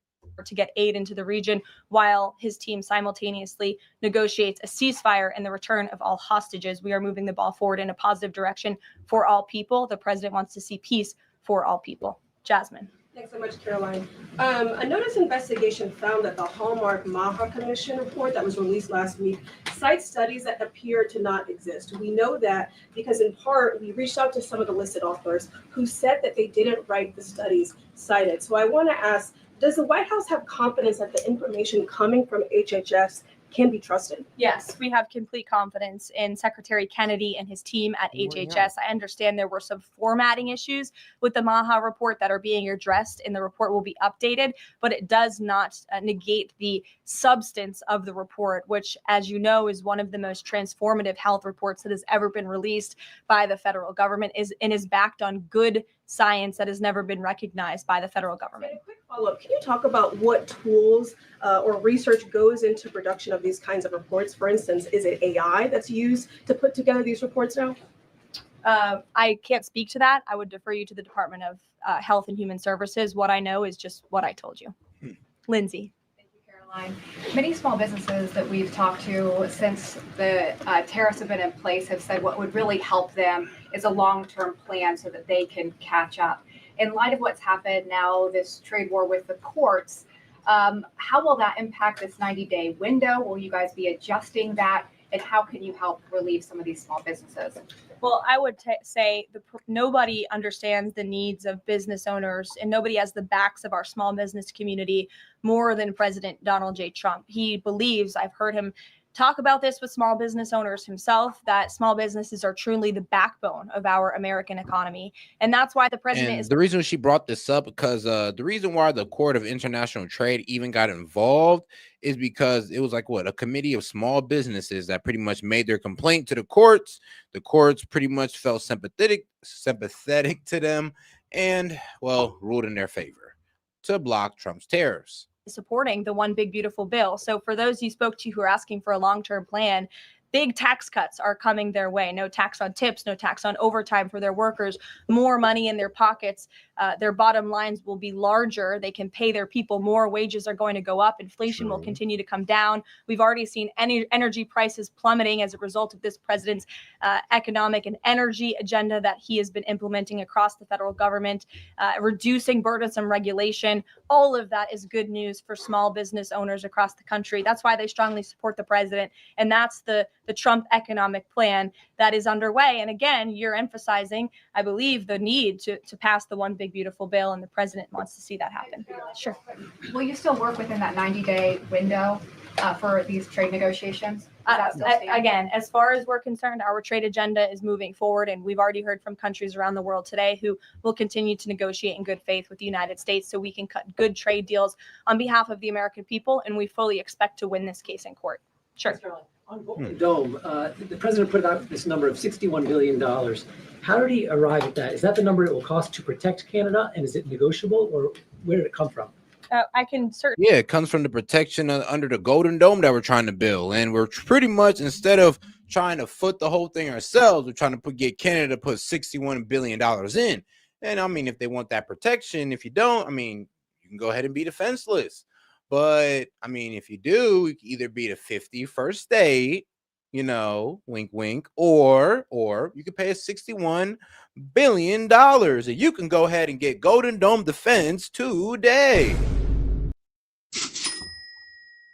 Certainly ask the president, and I can check in with our research team and we'll get you the facts on that number. But the Golden Dome is certainly a significant investment in our nation's national security and homeland security to protect Americans, all of you in this room, from future threats. Have the Canadians been talking in good faith about paying to be in it? I know they expressed some interest. Well, the president has certainly expressed. I'm all for the Golden Dome because China's mad about us having a Golden Dome. So, hey, they must be up to something if they're getting mad about us having, I guess, military supremacy in our airspace. Like, I don't know why they mad about that, but once again, we're looking at China with the side eye. Like, why are you mad about the Golden Dome, China? Like, you should be happy that we're upgrading our security. You want us safe, right? Like, expressed to the Canadians how we are essentially subsidizing their national defense. He brought it up in his meeting with their new leader here. And as you know, we'll be traveling to Canada next month for the G7. So I expect that topic of discussion to come up on that trip as well. Sure. Hi, thanks, Caroline. There was a Mayday USA rally in Seattle that happened over the weekend that developed into some protests and riots. The Seattle Mayor Harrell said that it was a far-right rally held here to provoke a reaction by promoting beliefs that are inherently opposed to our city's values, which he defined as LGBT values. I know the FBI is looking into this, but has the president reached out to the mayor at all, asked him to apologize for this? And is this something that the administration would consider an example of anti-Christian bias? I'm not aware of that case. I know the FBI is looking into it, but I'm not aware of the Anti-Christian bias. So you're pretty much saying that we don't like them because they're anti-Christian. Or could it be that, you know, some of these gay people are trying to teach our kids or recruit our kids to be gay, or teenagers and all that good stuff? It's like, I don't know. You sure it couldn't have been that? It don't got nothing to do with being anti-Christian or even anti-gay. Maybe just like a philosophical thing. You ever, I don't know, a morality thing, ethics. Could it be that? Does it have to be, you know, anti-Christian, anti-gay? Does it have to be that? Any phone calls the president may or may not have made to the mayor of that city. And then on Doge, we know that Elon Musk is leaving. Do you have an updated leadership structure for who is leading the group? Is Russ Vought involved? And what is its new mission now, if any? Well, the entire cabinet is involved, and I spoke to the president about it this morning, and the entire cabinet understands the need to cut government waste, fraud, and abuse, and each cabinet secretary at their respective agencies is committed to that. That's why they were working hand in hand with Elon Musk, and they'll continue to work with the respective Doge employees who have onboarded as political appointees at all of these agencies. So surely the mission of Doge will continue, and many Doge employees are now political appointees and employees of our government. And to the best of my knowledge, all of them intend to stay and continue this important work. Is there a Doge leader taking the place of Mr. Musk? Well, again, the Doge leaders are each and every member of the president's cabinet and the president himself, who is wholeheartedly committed to cutting waste, fraud, and abuse from our government. Michael. Thank you, Caroline. There's conflicting reports out of the Middle East right now. Saudi television network Al Arabia is saying that Israel and Hamas have agreed to a 60-day ceasefire. Sources with Hamas are saying that has not been agreed to. If and when that does happen, will we expect to hear something from President Trump announcing that? As I said earlier, yes, indeed. If there is an announcement to be made, it will come from the White House, the president, myself, or Special Envoy Witkoff. Caroline, one big beautiful bill. The president says he's not happy with all aspects of it. What changes would he like to see be made? And can this bill be both big and beautiful? It is a one big, beautiful bill, as the name rings true. And the president, as I said, is currently working with his friends in the Senate who have some recommendations for the bill. Those negotiations and discussions are continuing, but the president's ultimate priority is to get this bill back to his desk for signature. And the president's priorities in this bill are non-negotiable in terms of the tax priorities he wants to see and the large tax cuts in the border investments that are currently in this bill. He is not going to allow them to go away for the American people. Sure, go ahead.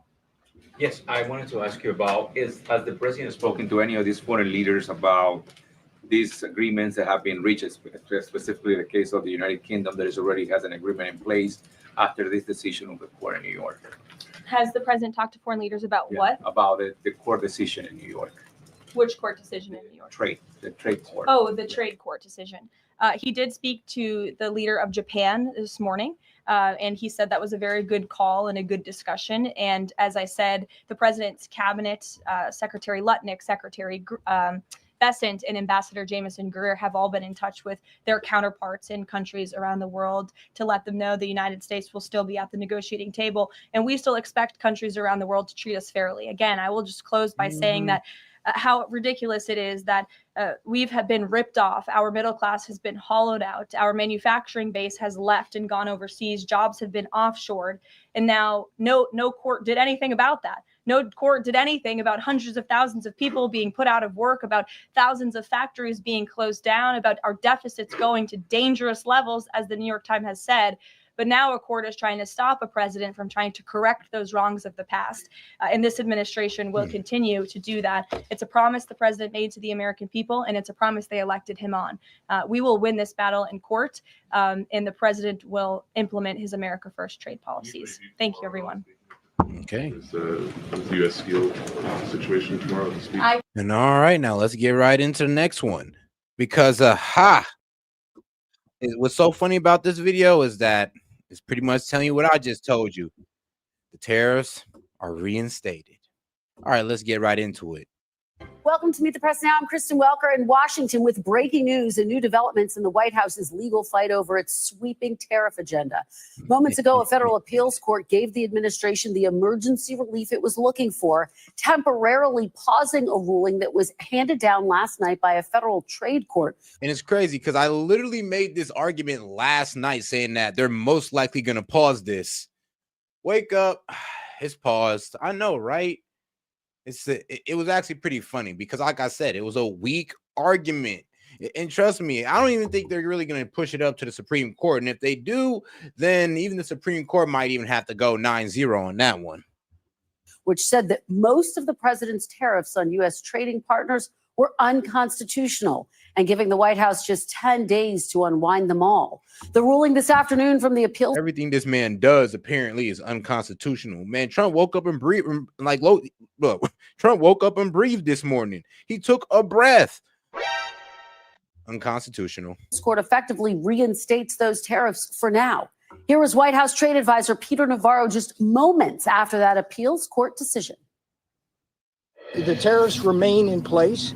The court told us, they didn't all but tell us, they told us, go do it another way. So you can assume that even if we lose, we will do it another way. Wow. And I can assure you, American people, that the Trump tariff agenda. And that's what I'm saying. That's why it got appealed so easily, because the Court of International Trade, like I said, one day straw manned them. And then they didn't even listen to their other points on why they was enacting these tariffs. They just went strictly off the IEEPA, which I believe is the International Economic Powers Act. Yes. So they went solely off that. And they said, well, because all these tariffs are not under claims of a national emergency, we're going to go ahead and strike them down. And that's not why Trump put up the Liberation Day tariffs, especially. That was under Section 301 and Section 122 under the Trade Act. So, you guys got the wrong one with that one. I believe the Trade Act of 1972. Is alive, well, healthy, and will be implemented to protect you, to save your jobs and your factories, and to stop shipping foreign wealth, our wealth into foreign hands. So you are working on a plan B, of course. Oh, there's no plan B. It's plan A. Hey, yo. Now it comes out. He said, we ain't walking nothing back, man. What you talk about? He's like, well, you thought we was going to do a different plan? No, we're going to argue it. They won the argument in the appeals court. Now we're going to go see if the trade court wants to go ahead and submit this to the Supreme Court, and we'll see where this goes. But once again, you guys are kicking and screaming in the courtroom, huh? Dems. After the White House earlier today lashed out at the judicial branch over a series of rulings against its tariff authority, with Press Secretary Caroline Leavitt maligning the courts and trying to undermine their legitimacy as a check on the president's power. Three judges of the U.S. Court of International Trade disagreed and brazenly abused their judicial power to usurp the authority of President Trump to stop him from carrying out the mandate that the American people gave him. The courts should have no role here. There is a troubling and dangerous trend of unelected judges inserting themselves into the presidential decision-making process.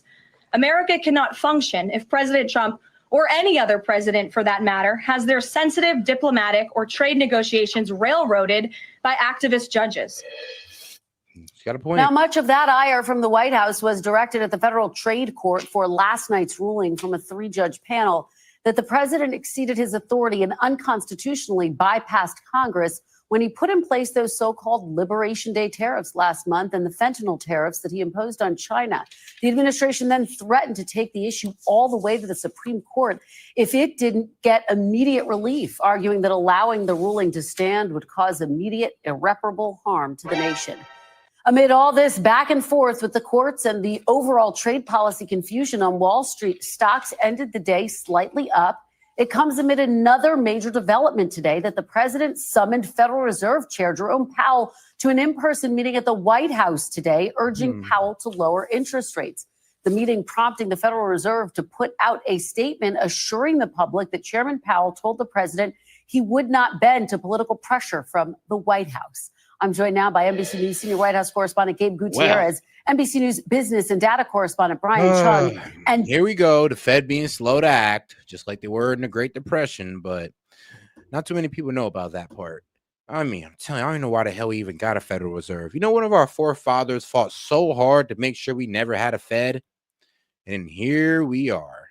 So here's what we're following this morning. Secretary of State Marco Rubio says the United States will start aggressively revoking Chinese student visas. Meanwhile, the U.S. International Trade Court striking down most of President Trump's tariffs. The White House now pushing back. And then there's the story of Elon Musk. He confirms he is leaving Doge. That was expected.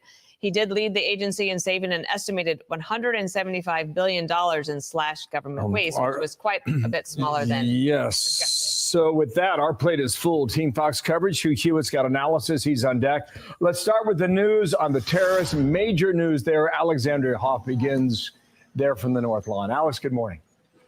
Hey, good morning to you. Yeah, the Trump administration is appealing this decision by a 3-judge panel that blocks his sweeping tariffs, the president's sweeping tariffs. The White House stating this, quote, "It is not for unelected judges to decide how to properly address a national emergency." Now, the Federal Trade Court disagreed with the administration applying the International Emergency Economic Powers Act to tariffs. It's something that had never been done before. Quote, "The court does not read IEEPA to confer such unbounded authority."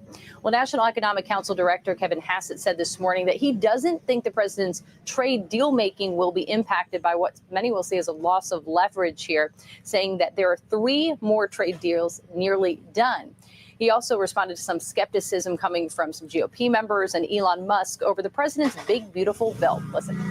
If you're disappointed in the end at what's in the big, beautiful bill, don't forget that there are a million other spending cuts coming because of Doge cuts, because of other things we can do with executive order. Now, the White House is expected to send a roughly $9.4 billion federal. It is kind of crazy, though, because even through, the IEEPA Act, he kind of does have, some type of, he does have power over economic commerce. But like I said, the courts pretty much saying that, tariffs are not part of economic commerce. But if you look it up, yes, tariffs are a part of economic commerce. So even on that argument, they fail. Like I said, it was just a completely bad faith argument that they put forth and that they ruled on. Federal spending cut proposal to Congress next week, doing so by a rescissions package, which is a way for the president to block funds already allocated by Congress. The primary targets there will be NPR, PBS, and USAID.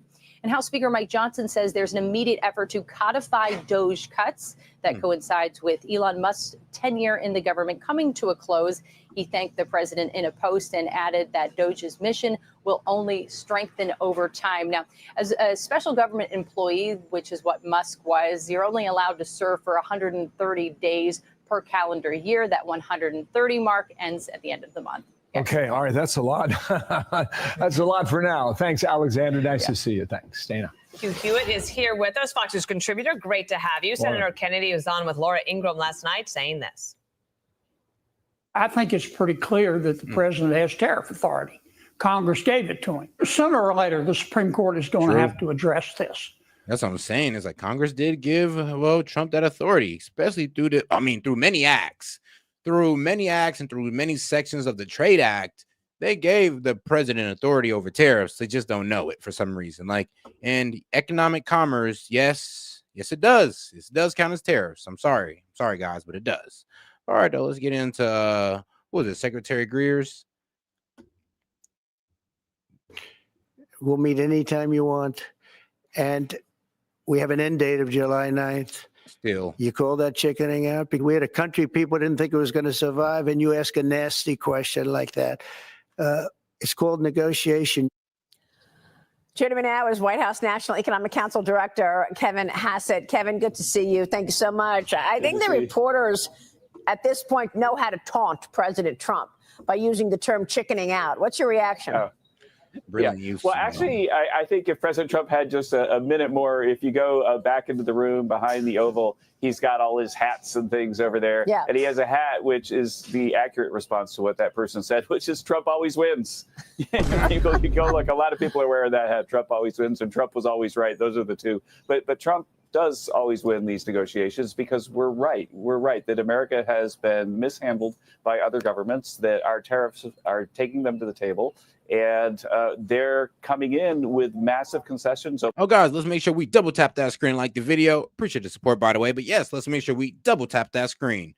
All right, guys, let's keep it going. Opening up their markets to our products and lowering their tariffs on us. And so this trade negotiation season has been really, really effective for the American people. And it's unfortunate that people would attack it as the journalists did or the way the judges just did. You know, that these activist judges are trying to slow down something right in the middle of really important negotiations. And the idea that the fentanyl crisis in America is not an emergency is so appalling to me that I'm sure that when we appeal, that this decision will be overturned. Well, I mean, that's the thing. I mean, the International Emergency Economic Powers Act of 1977 is what the courts are deeming to say, look, this does not equate to an emergency under this act of 1977. I know that the lawyers from the administration immediately appealed, but what do you want to say about this right now? Strike down of these global tariffs. What happens in the interim now, Kevin? Well, what's going to happen is first we're going to see what happens on appeal, and we're very confident in our success there because after all, hundreds and hundreds of thousands of Americans have died because of mostly Chinese fentanyl and Chinese fentanyl coming in from Mexico and Canada. And the idea that having more people die from fentanyl than died in the Vietnam War and that's not an emergency, that we need to use every power that we have. Yeah, I mean, under the International Economic Emergency Powers Act, I would consider trafficking. Yes, we should keep that on. Fentanyl tariff. Yeah, we should keep that on if we're talking about, you know, a threat to national security. And that's why they kind of kept the ones on for stealing aluminum. The courts understood that one, though. They understood that at least. But like I said, shout out to Section 301 of the U.S. right under the trade agreement. So pretty much it is designed to enforce U.S. rights under the trade agreement and to address unfair or discriminatory discriminatory foreign trade practices. So pretty much is like refereeing global trade that's pretty much given to the president. So the president sees it and he can provide proof that these guys are engaging in unfair trade policies. He can enact Section 301 and the Liberation Day tariff stand, which was pretty much what he was standing on in the first place. But the courts didn't want to hear that. Have to try to address is ludicrous to me. But the second thing is that the trade law is very complex. And this part of the trade law is the thing that was most accurately used, very precisely used by USTR Trade Representative Jamison Geer, because this is the one that where we actually have the most authority for doing what we're exactly doing. But there are 3 or 4 other ways to do it. And we don't have to go into the numbers right now. I think everybody will go back to sleep, Maria. But the fact is that there are measures that we could take with different numbers that we could start right now. There are different approaches that would take a couple of months to put these in place, and using procedures that have been approved in the past or approved in the last administration. But we're not planning to pursue those right now because we're very, very confident that this ruling is incorrect. Kevin, I guess the threat here is, what does this do to any negotiations that are currently pending, right? I mean, you and Scott Bessent have been saying that we're going to see more deals happening. You've already locked up a new deal with the UK. You were talking about potentially India being close. And of course, the president has put the China 90-day changes in place. Does this ruling from these judges put a crimp in anything that you're working on currently? No, it doesn't at all. We'll have to get the Jamison out here, who's the trade lawyer, to go through the play-by-play. But if we put our eyes on the horizon, that what's going to happen is that in a month or two, you're going to look ahead and see that countries have opened their markets to American products. They've lowered their non-tariff barriers. They've lowered their tariffs. And all of the countries that have done that are being treated very respectfully and well by the U.S. The countries that don't do that are going to see some form of reciprocal tariff that's higher than what the people who are acting well get. And that's what you're going to see on the horizon. And if there are little hiccups here and there because of decisions that activist judges make, then it shouldn't just concern you at all. And it's certainly not going to affect the negotiations, because in the end, people know President Trump is 100% serious. And they also have seen that President Trump always wins. So you said that we're going to see probably more deals, and Scott Bessent, the Treasury Secretary, have said the same thing in the coming weeks. Do you still believe that? Yes, I do. Yes, I do. All right. Well, all of his trade advisors are standing firm on. Don't worry. Next couple of weeks, don't worry, we'll be right back on the phone with a world leader signing a trade deal. But all right, now let's get on to Kevin O'Leary and what he had to say about this, because people are saying that he kind of went off on the topic. Another issue that kind of emerged in the last 48 hours around the globe who's saying, oh, I can breathe easy now because this 3-panel judge said. The debate is also morphing into another issue that kind of emerged in the last 48 hours regarding NVIDIA's numbers. I know it's a bit of a tangent, but NVIDIA's CEO came out and said, listen, these restrictions on our ability to export our old chips are holding back on $5 billion worth of revenue, but worse, they've lost 40% market share in China to other developers of chips. And he's saying if we don't get back in the game, we're going to lose out to AI development. At the same time, and I didn't know this, and maybe you guys don't know this either, we've lost #1 status for research to China. Beijing Chinese Institute is now ahead of Harvard. And here we are beating up Harvard. That just happened. We are #2 in research. What are we doing? We can't beat up research, particularly in AI. That's crazy. Says whom? Yeah. The Communist Party By of dollars China. invested. The Communist Party of China or Harvard, because both those parties have a vested interest in fudging those numbers. I get it, but the trend is not your friend because the next guy's German. The one after that is French. You don't get down to MIT until you're the back half of the top 10. We are losing out. We got to keep these people coming into this country and keep them here. We're in a fight of our lives against China on AI, and I smell it coming, and I think we should really focus on it big time. We got to. Well, I mean, Trump is focusing on it. He is pretty much letting in all this nuclear energy and pretty much cutting back regulations. So he's on top of it, in my opinion. All right, now let's hear from, the man of the hour when it comes to Trump's team, Scott Bessent. I mean, like I said, all these trade deals kind of leaning on this man. Here to talk about all of that and the administration's economic agenda is Treasury Secretary. And the supervision of our currency, of course. Secretary Scott Bessent. Mr. Secretary, thanks for being here. Brett, good evening. Your thoughts on this on again, off again judicial tug of war over tariffs? Well, Brett, it seems highly inappropriate for the judiciary to wade in here when the Senate had the opportunity to override the president and didn't. So, in terms of separation of powers, the Senate has chosen not to exercise their powers, and the president absolutely has the right to set the trade agenda for the U.S. This administration is committed to fair trade, and we are striking the best deals for the American people, and anything that the courts do to get in the way, both harms the American people in terms of trade and in terms of tariff revenue. You're in the middle of very complex negotiations. We've talked to a number of people about how complex. It's like three-dimensional chess in some of these trade deals with different countries. Do these court rulings affect that ongoing back and forth?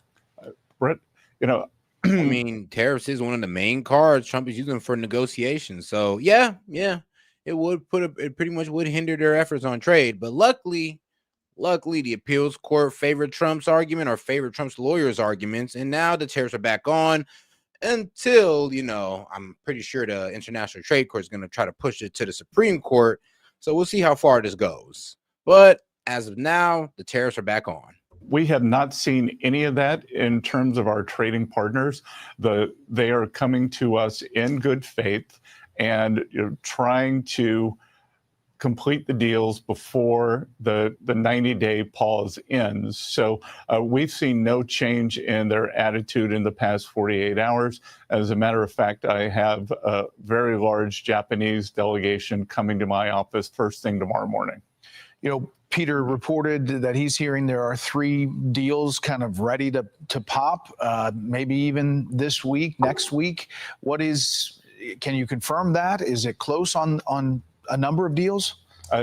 There are a couple of very large deals that are close. A couple of them are more complicated. And as we saw with the president's threat of 50% tariffs last Friday, the EU came to the table very quickly over the weekend. So now we've got the EU in motion also. And what about China, specifically China? And that obviously started in a different place. How can you characterize those talks now? I would say that they are. Yeah, Trump threatened to eat with 50. These guys come running to Trump. Trump settles it back, drops it a little bit. Give them to what, July 9th for them to get their act right or to come with a favorable trade deal. And like I said, the Dems or mainstream media is going to hit you with taco.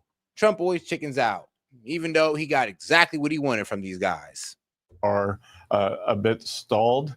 I believe that we will be having more. But I will admit, who doesn't love tacos? Talks with them in the next few weeks. And I believe we may at some point have a call between the president and party chair Xi. So stalled. There was a time when the president thought that it was moving forward pretty significantly. Again, I think that given the magnitude of the talks, given the complexity, that this is going to require both leaders to weigh in with each other. They have a very good relationship, and I am confident that I don't know about that. The Chinese will come to the table when President Trump makes his preferences known. All right, so let me go from tariffs to budget and tax policy as the Senate now takes on the president's so-called. Oh, guys, let's make sure we like and make sure to double tap that screen. Make sure to like the video by double tapping the screen or hit the 3 dots up there to like and subscribe to the channel, guys. We do this every night. Yep, make sure to subscribe to the channel. All right, guys, let's get right back to the show. Big, beautiful bill. Here's Goldman Sachs weighing in on where the debt stands. We now have a big U.S. budget debate. And so while all the attention was on tariffs, I think the attention rightly is shifting, certainly in the bond market, to the U.S. budget debate and the fiscal picture, which I would characterize as somewhat concerning. I think that we're going to run larger deficits pretty clearly as far as the eye can see, and we're going to have more U.S. Treasury borrowing. So I think the big risk on the macro right now is actually not so much tariffs. John Waldron, obviously Goldman Sachs. Your thoughts on that and that concern? I would disagree with John. And the tariffs are not separate from the budget because while we will not be able to score tariff income for the CBO scoring that we'll see as the bills come out of the, or as the bill comes out of the Senate, we are taking in a substantial amount of tariff income. So, they are not separated. And I'm not sure exactly what John meant, because I believe that the deficit will be smaller this year than it was last year. It will be smaller next year than it is this year. So we will be running deficits. We didn't get here in the 120 days that President Trump has been president this time. We inherited the largest peacetime non-recessionary deficit in history. And this debt has been built up over time. And I think by the time President Trump leaves office in 2028, we will have come back to the long-term average. We will have stabilized the debt to GDP, and that number will be going down. Obviously, there's critics up on Capitol Hill. Conservatives don't think this bill cuts enough. You seem to be suggesting that the growth element of the equation is going to help lift the country out of the concern of deficit and debts. Yeah, that's what he says. The Congressional Budget Office is missing. He's pretty much saying, well, they're just going to add $3.2 trillion. And, well, the way Scott Bessent's saying it is, no, you guys are pretty much not accounting the growth, the income from tariff, the rollback in regulations, like all this corporate revenue that's about to start coming in, like take home revenues going up. So sales tax revenue is going to start coming in better. Yeah. So Scott Bessent does have a good point when he's saying that the CBO does not account for growth in the economy, but it does account for a government being more reckless in spending, which is wild. Well, that's exactly it, Brett. And look, there are two parts here. And when I look in the mirror in the morning, I see a deficit hawk. So I'm very sympathetic to some of the senators who want to do more now. But again, we did not get here in 1 year. We can't solve this in a year. We are going to land this plane well for the economy, for the American people, and that is going to be done through a combination of restraining and cutting spending and growing the economy, because too big a cuts and the economy would slow down. So, nobody wants that. And then, of course, the ultimate calamity, Brett, would be for nothing to happen and for us to have the biggest tax increase in U.S. history, which would kill growth and balloon the deficit even beyond the Biden years. Elon Musk is officially leaving his special government employee status. It was set to come to an end. As he leaves, Doge is looking at about $175 billion of cuts that they've found, and the administration is going to send forward, we're told, a $9.4 billion Doge cut package to Congress next week.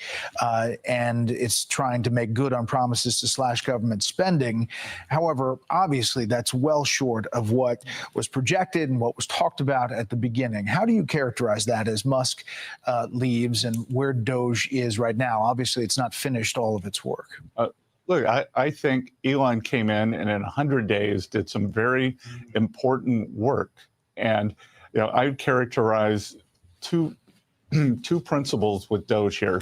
One is the absolute level of cost cutting, which Elon has set in motion. So Doge is not going to end with Elon. It is a way of thinking about cutting costs. And it's also a way of thinking about making the government more productive and more efficient. So, I would expect that these would be the initial savings, and they will continue from here. At Treasury, we have incorporated several members of the Doge team. They have become the fully trained, fully compliant Treasury employees, and they are going to be working continuously to ferret out waste, fraud, and abuse within the government system. So I think that the meter is going to keep going. It's all kind of funny how the Dems is throwing really is kind of throwing a celebration over Elon leaving. And it was kind of, I'm just like, here's the thing. Like, wait, was that y'all whole plan? Was you was going to cause this mass hysteria over Elon, get his companies attacked, and now when you see him stepping down, you guys are celebrating it? Isn't that a bit duplicitous on how that all just lines up? Like, what, did you guys plan this or something? With these savings, and then on the other side, we're going to deliver a better product to the American people. Because Brett, I lived in New York, I lived in Florida, and state of New York spends about $235 billion a year. State of New York spends about $235 billion a year. State of Florida spends about $125 billion. Both states have approximately the same number of people, but Florida doesn't have an income tax. And I can tell you, having lived in both, it's better not to have an income tax, and Florida gives better services. So we want the U.S. to be more like Florida, less like New York. I want to ask you just two quick things. One is about, as we put up the NVIDIA stock today, NVIDIA is seeing this big boom as obviously they had a great negotiation out in the Middle East.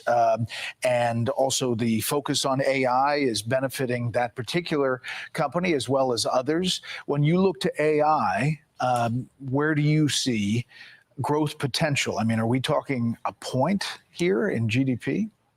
Well, I've seen estimates that the AI spending is driving U.S. GDP by up to 1%.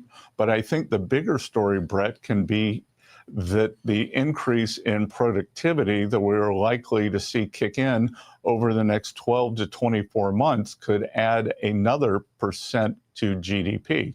So we saw that in the mid-90s as probably 10 or 15 years of IT spending finally kicked in and became productivity growth, just as we're seeing this massive AI spending that is the construction portion is adding to GDP.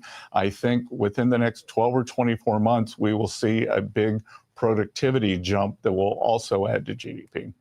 Well, that'd be fascinating. We'll watch it all. Mr. Secretary, we appreciate the time. Good. And I'm not gonna lie, and like I said, everybody's going off the CBO score, but the CBO score got it wrong when it came, well, to Trump's first administration, and it didn't account for the growth then. And everybody went with the CBO score, and then all of a sudden, when Trump's growth comes out, everybody looking at the CBO score like, what, do you not account for growth? And then, the Dems' crazy rationale on, oh, well, if we cut taxes on the people, then that's going to increase government spending for some crazy reason. They just keep feeding you guys that argument. But then at the same time, they'll say, oh, no, let's tax the rich. Let's tax the rich. It's like I said, the Dems kind of speak out of both sides of their mouths, and it's kind of hard to understand where they really align at. It's like, what are you guys for again? Or is it just about hating Trump? Is that what the party's all about? Because I thought you guys had actual stances, values, and all that good stuff. Or is it just about hating Trump? I mean, we're joined by FBI Director Kash Patel. Thanks so much for the time. Welcome to Quantico, Brett. This hasn't been on TV, this kind of behind the scenes. This is where an FBI agent or analyst starts their journey, right? Absolutely. The first grade facilities that we are trying to dedicate to the men and women who want to join the FBI need some upgrading, as well as the standards that we need them to meet the violent crime. And all of that is engineered right here in Quantico, Virginia. And we're thrilled that you're coming here for a behind the scenes. Yeah. So applications to be an FBI agent, back in March, it was about 5,600. The last time the Bureau saw monthly figures like this was back in April 2016. But you're seeing big numbers. We're seeing huge numbers, and I think that's in large part to the administration's response on which way the FBI wants to go. Last year alone, the average for per month application was about 2,500 applicants per month. The first 2 full months of applicants we've had since I've been in the seat, we're at 5,700 applicants a month. So that shows me there's an excitement for the American citizen to join the Bureau. All right, so let's talk about some of the things that you're doing. You're doing a lot of things all at once. One of the operations is on fentanyl, Operation Raptor. It's really across 4 continents, but you not only the fentanyl, but also the precursors to fentanyl from China. Brett, almost no one's talking about it. Fentanyl is a synthesized manufactured drug. Man, here's the thing nobody else is talking about. Nobody really talking about the spy gear the spyware that was caught in our our solar panels that basically was put in by China because China makes our solar panels, which you should probably not let them make those anymore.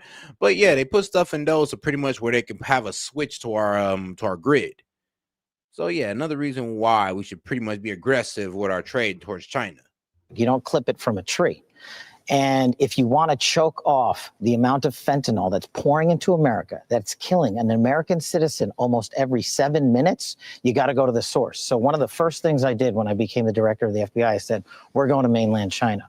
We're hitting up the fentanyl precursor laboratories and the banks that are moving the money and the transshipment routes. We started that over almost 90 days ago. We're going to suffocate the snake. We're going to cut off its head. We're going to use our interagency partners at Treasury for sanctions, at State Department for diplomatic negotiations. But the simple fact is the Chinese and the CCP have gotten smart. They said, okay, we're going to stop sending fentanyl precursors directly to Mexico because you've done such a good job at suffocating the southern border. We're going to send them elsewhere through other agencies, through other countries. And we are attacking those points to choke off the fentanyl precursor distribution. No one has done that before. To date, this year, we have seized 1,000 kilograms of fentanyl in the United States of America. Damn. That's 480 million lethal doses. That's enough to kill everyone in America and Canada combined. And that's just in these 3 months. You know, you coming in before you got this job were obviously you can die with fentanyl just by taking a small amount. Some people have died from fentanyl just by touching it. Just by touching it, they've died. Is that lethal of a substance? Critic of the FBI, how it was being operated. And, well, it's taking out your favorite crackhead. I know, right? Well, if you come from a low-income area like I have, yes. I mean, all your favorite crackheads back in the day have died because of fentanyl. Now, after being on the job, for as long as you've been on the job, what about the FBI did you get wrong before becoming director? Like, did you have some preconceived notion that turned out to be wrong about the Bureau? Agreed. I think what I was a critic of was the leadership, people who sat in this seat before me and people who were the deputies and the very senior portions of the Bureau who manipulated and weaponized the Bureau. I was a fierce critic of it because I led the Russiagate investigation, and I proved that my predecessors went to a federal court and lied to them just to weaponize the FBI and the DOJ. That is 100% true. I think one of the things that surprised me the most, and pleasantly so, was that the amount of men and women at the FBI that hated that they did that to the Bureau. And that when I got in the seat, when Dan Bongino got in the seat, they said, we want to fix this place. We want to work with you. We've been trying to do it for years. We've been trying to increase training. We weren't able to. We've been trying to take the technological advancements around the world and import them into the FBI. That hasn't been done. And so we've just seen a void in terms of long range planning at the FBI that all the men and women at the FBI wanted to do, and their leadership wouldn't let them. You know, you were on with Maria a few weeks ago, and you said this. What we can do now is continue to put out the documents and the information that these people withheld from the American public. You're about to see a wave of transparency. What do you mean? Just give us about a week or two. All right, we're almost at 2 weeks. Yeah. So this is about Crossfire Hurricane. We're almost at 2 weeks, dog. Like I want to hear something big. I kind of want to have like, you know, like, come on. If you tell me you got 2 weeks, you gonna release something big. When I hear it, I want to be like for real. Oh, really now? Oh, really? Talked about that, all that you've been learning. Can you give us a little of that wave of transparency? Absolutely. So just quickly on Crossfire Hurricane, that is a continuing production. We have found material, and I'm the Crossfire Hurricane guy, that I didn't even know existed in FBI holdings. So there's been held someplace else, or? That's been stashed away in locations that people thought we wouldn't find it because we wouldn't know to look for it there. And as promised with my congressional partners, I'm working with Congress on constitutional oversight because that's what the American people deserve. And those documentations have been flowing to Congress nonstop on a rolling basis since that interview. But more importantly, people have had questions about January 6th and whether or not there were FBI sources, not agents, sources on the ground during January 6th. And I told you I would get you the definitive answer to that. And we have. And we are in the process, again, of working with our partners to divulge that information. And it is coming. And I will tell you this. The answer to that question will surprise and shock people because of what past FBI leaders have said about it. Former FBI Director Chris Wray eventually admitted to Congress there were 26 FBI confidential human sources in around the Capitol January 6th, but not actual agents. Can you say that's true? Are there more than that? What you're learning from that? I can say that that is definitely a piece of the truth. Why it took a ton of time for and questioning in Congress for the director to get that point is what I'm trying. All right, and shout out to Seth. Hey, Seth, how you doing? Doing all right. Just, you know. Nah, I get it. Sound like you're tired. But anyway, you say you want to say something real quick? Well, I'm tired, but I'm not tired. I'm just trying to nurse the jaw still, because the jaw is long story anyways. Well, did you see the protest Wednesday in New York? I did not. What was they protesting? Well, they were in front of the ICE building. They were protesting. Well, you talking about the one where they try to run in on, or they were just protesting again, like a separate one? It's a separate one. It's after the one student or something like that got arrested. Then another protest broke out. I swear, man, they got these people acting unrationally. I'm like, you got the citizens out here doing some radical things. I'm talking to the Dems. I do not know why they're doing this, but you got the people out here looking crazy, doing some wild things. Like I said, I think the mayor brought some people over there to pretty much come in there and walk in ice, and they said, oh, well, people of Congress have a right to get in there. And I'm like, yeah, you're right, but they don't have a right to bring a mob with them to come in there. Like, that's not how it's done. But they do it like that, and then they say, oh, what you mean? They're supposed to let them in there. Like, cool, them with the mob? Like, are y'all serious? Oh, but you should see this protest. This one's actually even worse than the last one. Really? You got Oh wow! Well, they was already putting their hands on the ICE agents, and they wonder why ICE agents got to come out with a mask on. Like, man, these guys cannot reveal their identity. These There's libs some will people being pushed to the ground and everything. Well, being pushed to the pavement and everything. God damn. All right. Well, sure. I'm gonna look it up later on then, Steph. Because I definitely didn't catch that one. But Well, the only reason why I knew about it is only because when we were on Black Conservatives live, the one lady brung it up, and I'm like, okay, I didn't even know about it. I didn't know about that one either. And they're doing that in New York. That makes sense. It reads. Well, I mean, that's New York. Yeah, it's New York. Just like how Philadelphia. But all right, Steph. Shoot, I'm gonna go ahead and keep it going. Shoot. Well, let me know if you want to come back up later on, though. I might be up for another half an hour, but that's about it. All right, Steph. Other than that, okay. Well, if not, then have a good night, Steph. Appreciate you. Good night, too, sir. All right, have a good one. All right, shout out Steph. Appreciate you, sis. All right, let's keep it going, guys. Trying to eliminate from the FBI. If Congress asks you a question under oath, whether or not there were sources in around January 6th at the Capitol, you as the director of the FBI need to know that and not deflect and give a DC answer. You have to be prepared for that. And that's the answer we're giving. That's the answer Chris Wray should have given. And eventually everybody's going to know the whole picture. Yeah, because the American people deserve that. And look, no one's more frustrated than me. Remember, I was chief of staff of the Department of Defense on January 6th. We said that we were ready, and the president had previously authorized the National Guard to be there days in advance. I spent 2 years, a small fortune, grand juries to testify to the truth. And what happens now, years later? We were right. Bowser and Pelosi rejected that offer.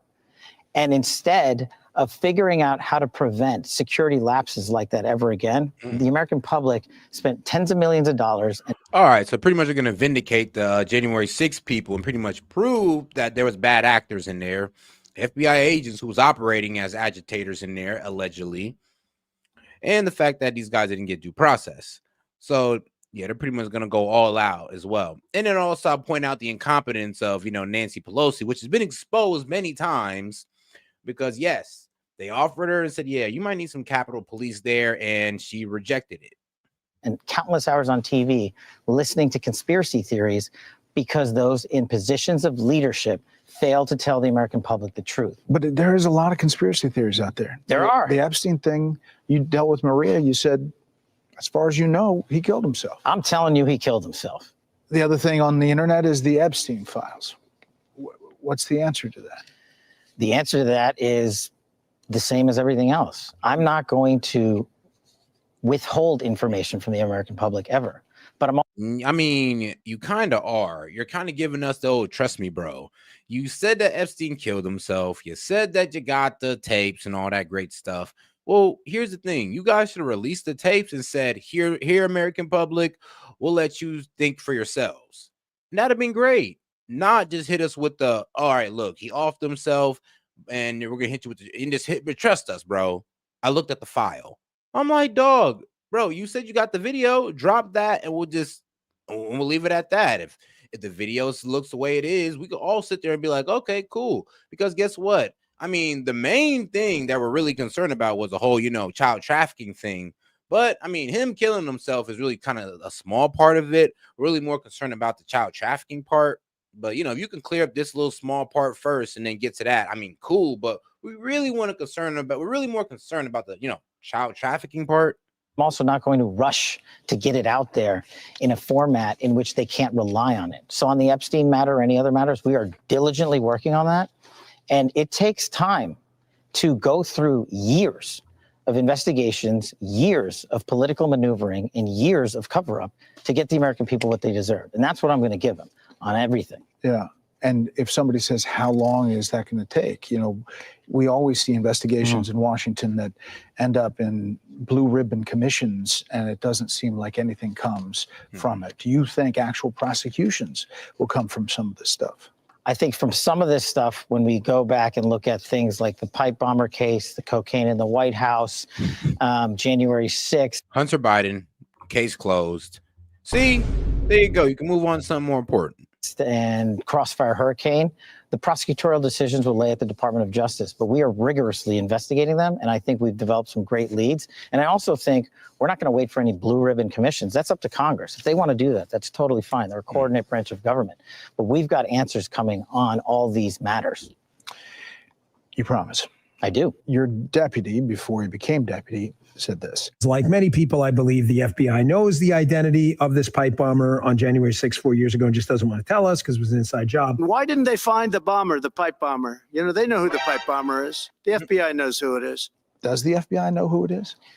The FBI, under me and Dan Bongino's leadership, has reestablished that investigations of great public importance that almost blew up the DNC and RNC in Washington, D.C., an area in which then Vice President Harris was in the vicinity of, is something that needs to be answered. And we learned that FBI leadership in the prior administration slow-rolled and basically shut that investigation off. So we turned it on, and we have some great leads, and Dan is actually going to talk about that when he does Fox and Friends tomorrow. Okay.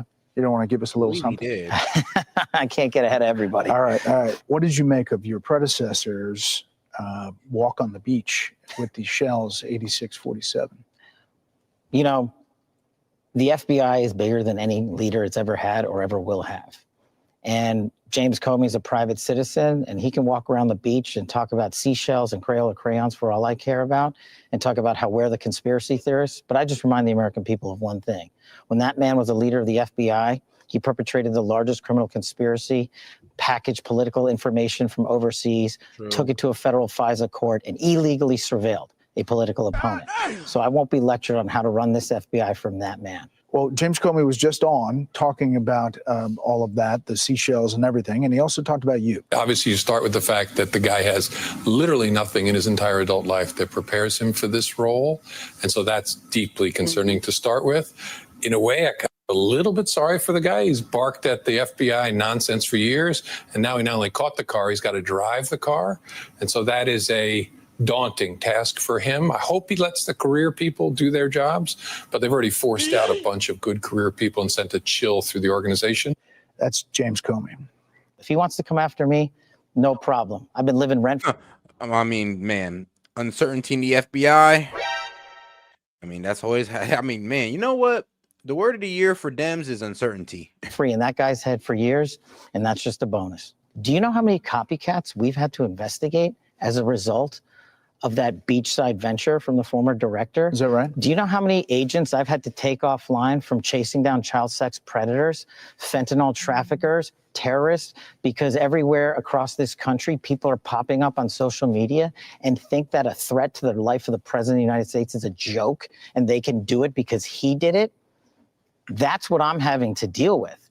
Yeah, so those people who be posting at 86 to 47 or whatever, yeah, y'all gotta chill.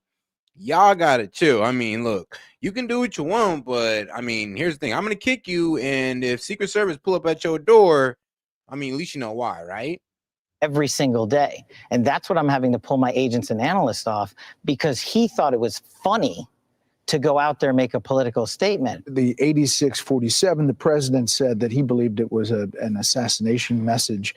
On assassination attempts, I did ask the president on the Middle East trip about this. I mean, to be fair, like I said, to be fair, it could have been seen as assassination message or a call to impeach the president, as people have said. Is there frustration on your part? Will we get transparency? Will we know the bottom line story? It's very interesting because we have great people.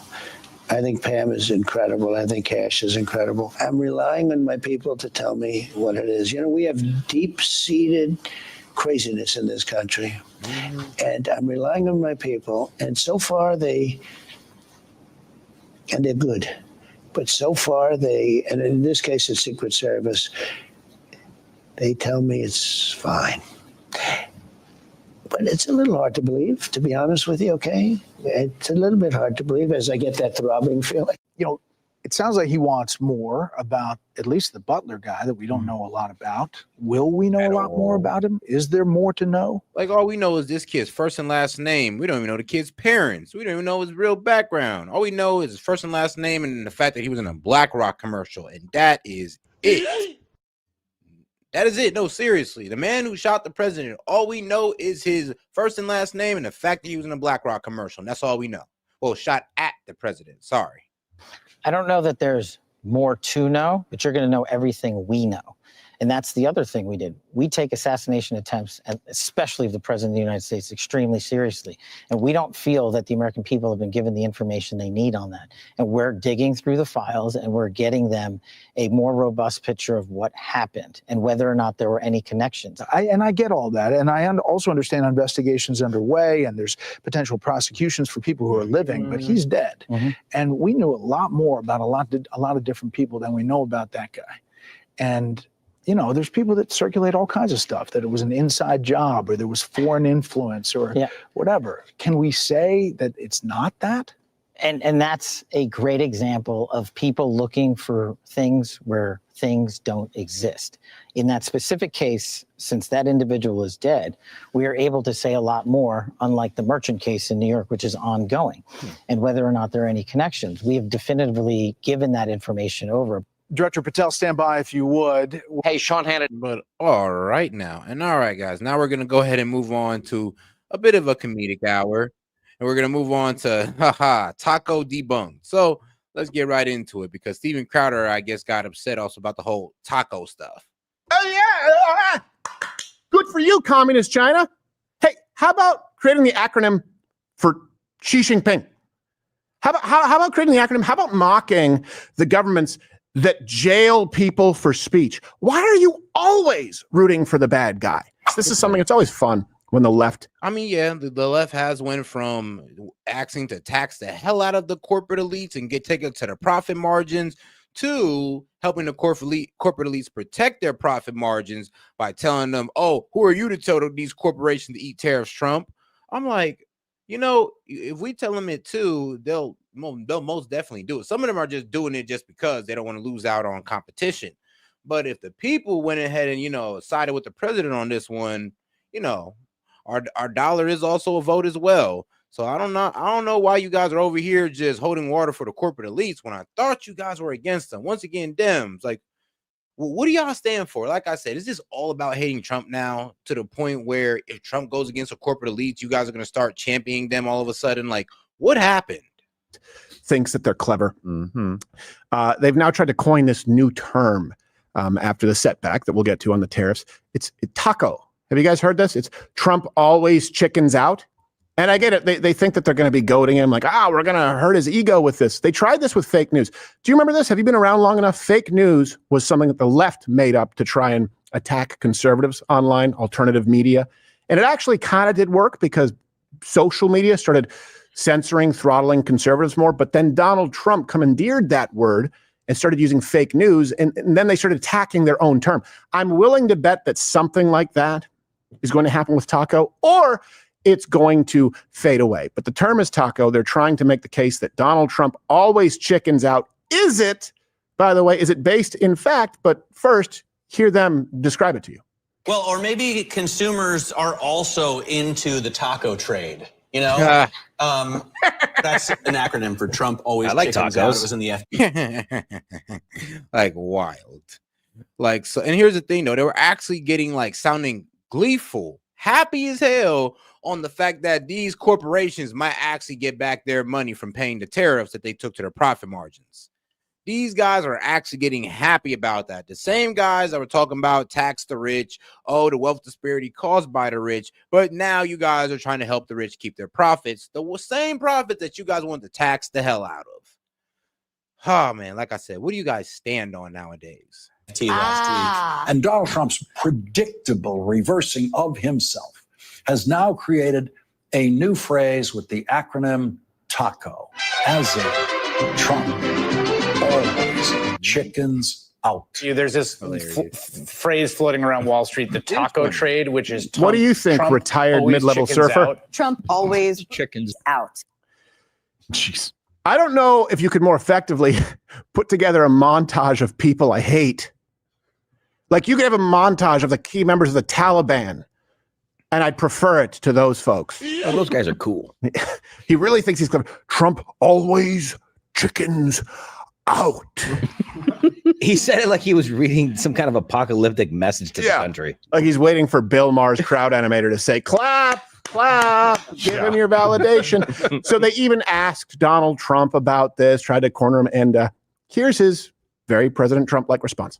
Mr. President, Wall Street analysts have coined a new term called the taco trade. They're saying Trump always chickens out on your tariff threats, and that's why markets are higher this week. What's your response to that? 6 months ago, this country was stone cold dead. We had a dead country. We had a country people didn't think it was going to survive, and you ask a nasty question like that. It's called negotiation. You set a number, and if you go down, vice. Bro, see, and here, that's hilarious. One, I guess you don't understand MAGA's arguments because you guys only hear about immigration and trans arguments. One, our immigration arguments are pretty solid, so I don't even know what you're mad about. Like, did you want the continuation of the border to be flooded? No. So, I mean, you actually agree with us on immigration. Let's be real. Now, we could talk about our economic arguments. I mean, we could talk about social arguments. There's a lot of arguments that MAGA have more than just trans and immigration. I suggest you try to actually listen to us instead of, going along with mainstream media tells you what we think. You ever actually tried doing that? You set a number at a ridiculous high number, and I go down a little bit, a little bit. They want me to hold that number, 145% tariff. Even I said, man, that really got up. Hold that because of fentanyl and many other things, and you added it up. I said, where are we now? We're at 145%. I said, whoa, that's high. Whoa. But don't ever say what you said. That's a nasty question. Pretty much, AKA, like, man, you disrespectful for even trying me like that. Like, pretty much, to pretty much bring it into modern terms, like, why did you even try me like that? Like, who a chicken? Well, really, the guy who got the people to come to the negotiation table, and I'm the chicken. I'm the one making these countries bend the knee, and I'm the chicken. Okay. Like, yeah, I can see why Trump felt disrespected by the question. It's like, really now? But hey, though, I'll give it to the Dems. Y'all do know how to push this man's button. So it is. And it's funny. It is funny. I will give it to you. Taco, funny. I just love how this would apply with nukes, right? You're like, oh, Truman, don't chicken out. Like, you got 6 nukes ready, just drop them. Like, we've no basic negotiation or strategic thinking. We surrender. Not yet, you don't. Well, it's also like we're always talking about Jake Tapper, where he didn't have the information that was available to everybody at the time, and it's like, oh, so you guys, we need journalists, right? I saw Aaron Brockovich. You guys are all inherently altruistic. I get the point, but you haven't done your due diligence it's not that hard to find. I don't know if you know this. There's an entire book actually written called Art of the Deal, where he specifically lays out the strategy that you're seeing in real time. And this is lost on you. Is that a good book? Did it sell well? Yeah, exactly. It's like, so at this point, either you're lying or you're just very lazy, in which case, no matter what the answer is, there's no use for journalists. And of course, President Trump is visibly annoyed. So did President Trump chicken out? Well, it's time for some claim truth. All right, taco.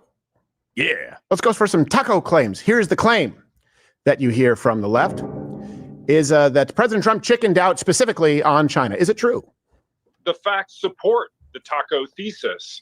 Whether it's been on electronics early on or the high tariffs on China, doctrine. Trump talks big, science, blows his trumpet, makes a huge fuss, and before negotiations even begin, before he's even made contact with reality. The lady on the left. Yeah, I thought he was about to lie and say before he even makes contact with the countries, because remember, the only reason he dropped the tariffs or lowered them was because these countries came to the negotiation table. So what fantasy world are these guys living in where Trump administration keeps coming out with, we're doing trade deals here We have these countries lined up, but mainstream media keeps running on the, oh, nobody's there, nobody's there. We come out with Ukraine, you guys throw it off. You guys kind of brush that off. We come out with the UK, you guys brush that one off. At this point, any deal this man comes out with, you guys will just brush off and say, oh, there's still no deals. I kind of wonder what's the point of arguing with you guys sometimes when you won't believe anything good that happens for Donald Trump or, well, the American people as well. It's tacos. Yeah. Here's the truth. Not even close. That's incorrect. So President Trump gave China this 90-day reprieve because they agreed to restart negotiations. Now we all know that their word is not worth the fortune cookie it's printed on. So they said, okay, we're going to restart. So he dropped some of the retaliatory tariffs in that case. And then the next truth is that the courts ended up hamstringing President Trump. So if not for the court injunction, the tariffs on China would still be 50 or 60%. And by the way, up until this new injunction, everyone was okay with it. Mm-hmm. That's 2 times what it was in 2024. Exactly. Came in high, was going down to 50 or 60%. And really up until the last 48 hours, people were like, well, I guess that's the new normal. That's a win. That was a really clear way of negotiating. Basically, it's like doubling the price of something and then giving somebody 25% off. Oh, I got a deal. Yeah. Great. Yes. You just reset it. It's the old Kohl's deal. Yes, exactly. Where they double the price and they give you. You know what I just love about this? I just love the fact that, one, the appeals court ruled in Trump's favor. So here's the thing. The courts are, like I said, the Dems are kicking and screaming in the courtroom, and Trump is still walking away with the win. So, like I said, it got it struck down for less than a day. Trump's tariffs were struck down for less than a day, and now they're right back up. One, because, well, like I said, the Court of International Trade had a very flawed argument. Like, their argument was just terrible. 50% off, and then if you're mad about Trump's tariffs coming back, be mad at the court. Because I don't know what type of argument that was when everybody was poking holes in it. And they give you another 20% off. You're like, but this is still more expensive than if I just buy it anywhere. Is he giving tariff cash? Yes. That would make him the first white woman president. Oh, they love Kohl's cash. I love it. I don't know what it is with the Kohl's cash. It's not legal tender, by the way. Here's the next claim that they're making for Taco. They claim that President Trump chickened out, not China, but also on the EU. Donald Trump blinked once again, backing off a threat he made days ago, delaying the implementation of a 50% tariff on the European Union. The European Union is America's second largest trading partner behind China. Okay, here's the truth. It's clearly, and it always was meant to be, a starting point for a deal. Again, read the book, Art of the Deal. This is someone with business experience who understands negotiation. Here is President Trump explaining as much. I have great respect for the people at the European Union. They wouldn't be over here today negotiating if I didn't put a 50% tariff on. The sad thing is now when I make a deal with them, it's something much more reasonable. They'll say, oh, he was chicken. So the media can try and bring out these attacks and taco and chicken. And that's what I'm saying is what are y'all standing on? Because first, you guys are mad about the tariffs. Then the tariffs get lowered or brought down because these guys are negotiating. And now you're crying about them being lowered down. Like, oh, Trump, man, he chickened out. He should have kept it there. You guys are crying about it. Hold on. You were crying about 145. He dropped it down to 30. Instead of being relieved, you're pretty much saying that the man chickened out. Like, then what did you want? What did you truly want then? Chicken, here's what really matters. Do you believe that President Trump is trying to work on better trade deals for the United States? You can comment below. That's what matters. Yeah. And it is interesting that the media is always lining up against the interests of the United States. Let's distill this down to its most basic form. They're going, hey, Europe got you, even though they didn't. Right. They're going, oh yeah, good for you, communist China. Hey, how about creating the acronym for Xi Jinping? How about creating the acronym? How about mocking the governments that jail people for speech? Why are you always rooting for the bad guy? Why are you always rooting for the governors who make sure that abortion is available on demand up until and including birth period? Why are you always somehow in the corner of communist China? Why are you always somehow defending MS-13 gang members? Like, this isn't hyperbole. There are no exceptions. There really aren't. Yeah. So, you know what? I'll give this administration a little bit of grace and hope that these negotiations keep going on, because any type of retaliatory tariffs, that's a win compared to where we were. Yeah, and I mean, they're doing it right in the middle of the negotiations too. Like, just let this process play out a little bit. I understand that we're going to comment on how it goes throughout the process and what you think the wins and losses are, but right now that is a non-argument, Aaron. I mean, what type of argument? We're not saying that he should have kept them there. Then why are you crying that he brought him down? Then you're just saying, well, just take the L. What L? That's what we're trying to tell you guys. There was no L. You guys are formulating an imaginary L. You let mainstream media tell you that there's an L when there's no L. That's what the funniest part about this is. You're telling us to take an L that's not there. We're just going like, well, what L? He drew it back because they came to the table. What L? That's why we're looking at you crazy. It's like, all right, so it can't be about the L because you guys are crying when it's up. You're crying when he takes it down. You guys have no argument. It's just about hating Trump. And you guys just don't want to admit that you have no stance. It's just about hating Trump. saying, you're a chicken, you let these guys win. And it's like, you have no idea what's going on behind the scenes. Right. Not at all. Well, to prove my point right now, I think it's Rahm Emanuel talking about the Chinese student visas. Let's see if they're advocating for foreign Chinese nationals who are likely spies in our institution. I guess this guy didn't hear about the appeals court that pretty much reinstated Trump's tariffs, huh? But I mean, I guess you're a bit behind on information, my friend. So I'll go ahead and inform you. Yes, the Court of International Trade struck down Trump's tariffs yesterday. And today, the appeals court reinstated his tariffs based on the flawed argument of the International Trade Court. So, yes, my friend, I guess you didn't hear about that. Political issues. I want to get to those as well while I have you around. You call the Democratic Party's brand right now, in your words, toxic and weak and woke. Give me specifics. What are you referencing? Okay, that's good. By the way, I don't like him, but I do respect that he poked a man in the chest naked in the shower. It's true. Clothes are optional when you're pissed. That's pretty cool. That is how I will remember Rahm Emanuel always. Oh, you're still here, which is a miracle in the age of Instagram and shorts. I think you have some shorts up there. You have an attention span that is longer than that of a fruit gnat. So thank you. I'm glad you probably would like it a lot more if you actually head over. Now we're getting into the Trump tariffs debate, where once again, here's the problem. And I know Aaron was probably like, you don't think the rest of the world knew what was going to happen? Like, bro, what you mean what was going to happen? What are you talking about? What happened? Like I said, what imaginary L do you want to talk about today, my friend? Which one? The tariffs are leverage. Yeah, we get that the tariffs are leverage. And we get that fentanyl is actually, we acknowledge, kind of an emergency. But we're going to act like we don't understand the connection. So no, this brings us to this conversation here. We are all references available. And we wanted to make sure that we have lawyers who work here, not only have Haitian Bill Richmond, but George the Greek, who said, we think we can really help serve you guys and give you some insight here, because the media is not going to, for the party that claims everything is nuanced and it's gray, they really don't give you any of the information that you need to understand it. But let me sort of set the table here. Not everything, and I mean this.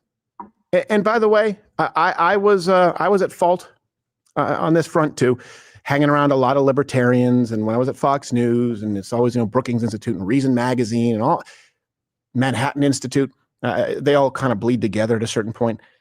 Not everything is just something that we discuss in the theoretical. And when we talk about the Constitution, the context does matter, that this was a people who had warred with the greatest superpower, arguably, the world had. Dehumanizing.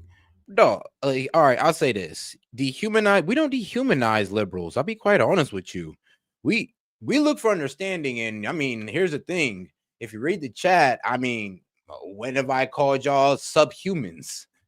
If anything, I call you my liberal brethren or my fellow Americans. So I wonder what you guys call us. Oh, traitors, insurrectionists. I mean, dehumanization.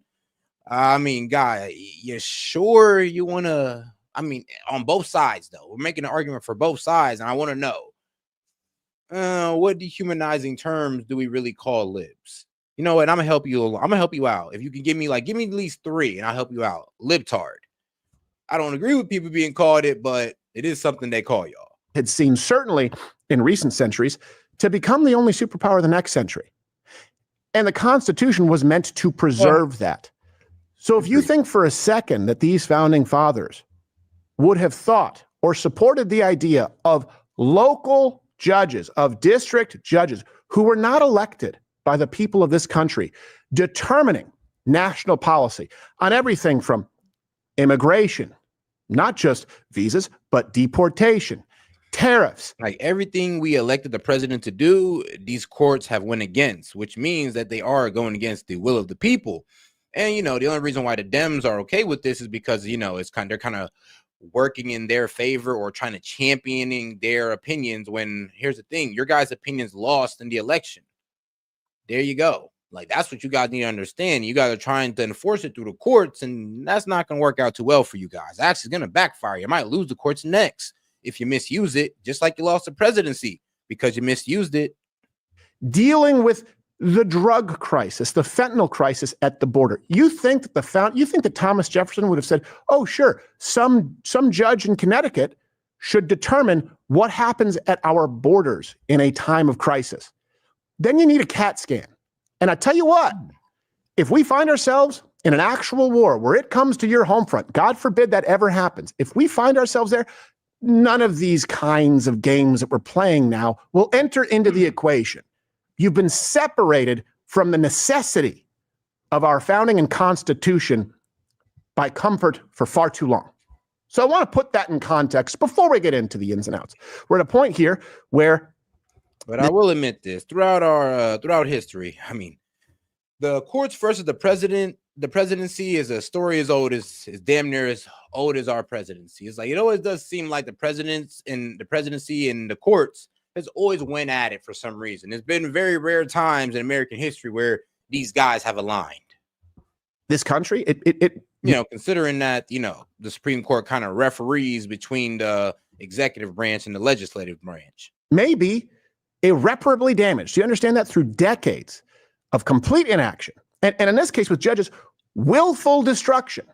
In other words, this did not happen overnight. The fentanyl crisis, the open borders. You don't get 20 million people in 4 years here illegally overnight. You don't get, we don't know the number, which also doesn't happen overnight, hundreds of thousands, millions of illegal aliens benefiting from social services here, from social safety nets, whether it's Social Security, Medicare, Medicaid. That doesn't happen overnight. And we can't continue down the path of inaction. And part of the reason for the executive branch is to be able to deal with these problems and break through it, especially in times of emergency. Yeah, to cut through the bureaucracy of it and get straight to, the solution. It's like, sometimes we can't wait on Congress. Sometimes think we can't wait on, Congress sat down when Bush declared war. It was like, okay, well, man, maybe this man got a point.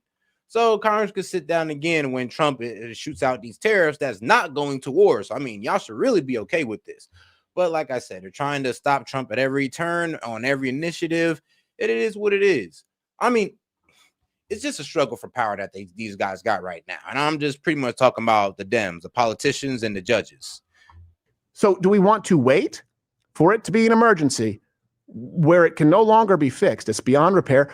Or, and comment below, do you think that we are at a point in this country where the emergency is now, as far as immigration, as far as the subversion of Western civilization, as far as deals being made, not in the interests of the American people, even though our representatives have made them, but in the interests not of just foreign nations, but foreign adversaries who want to do you harm? Is the emergency now, or do we need to wait for it to become a war? In which case, I guess you have to call Code Pink. So Wednesday, 3-judge panel at the Court of International Trade. For those of you who haven't seen this yet today, they blocked President Trump's tariffs again. The president, the will of the people. These judges said, no, We're following some very big breaking news tonight. News that will come as a big blow to Donald Trump and his agenda. Tonight, a 3-judge panel in New York has effectively balked almost all of Trump's disastrous tariffs. Trump's tariffs against Mexico and Canada, his tariffs against the EU, against China. That's such fair reporting right there.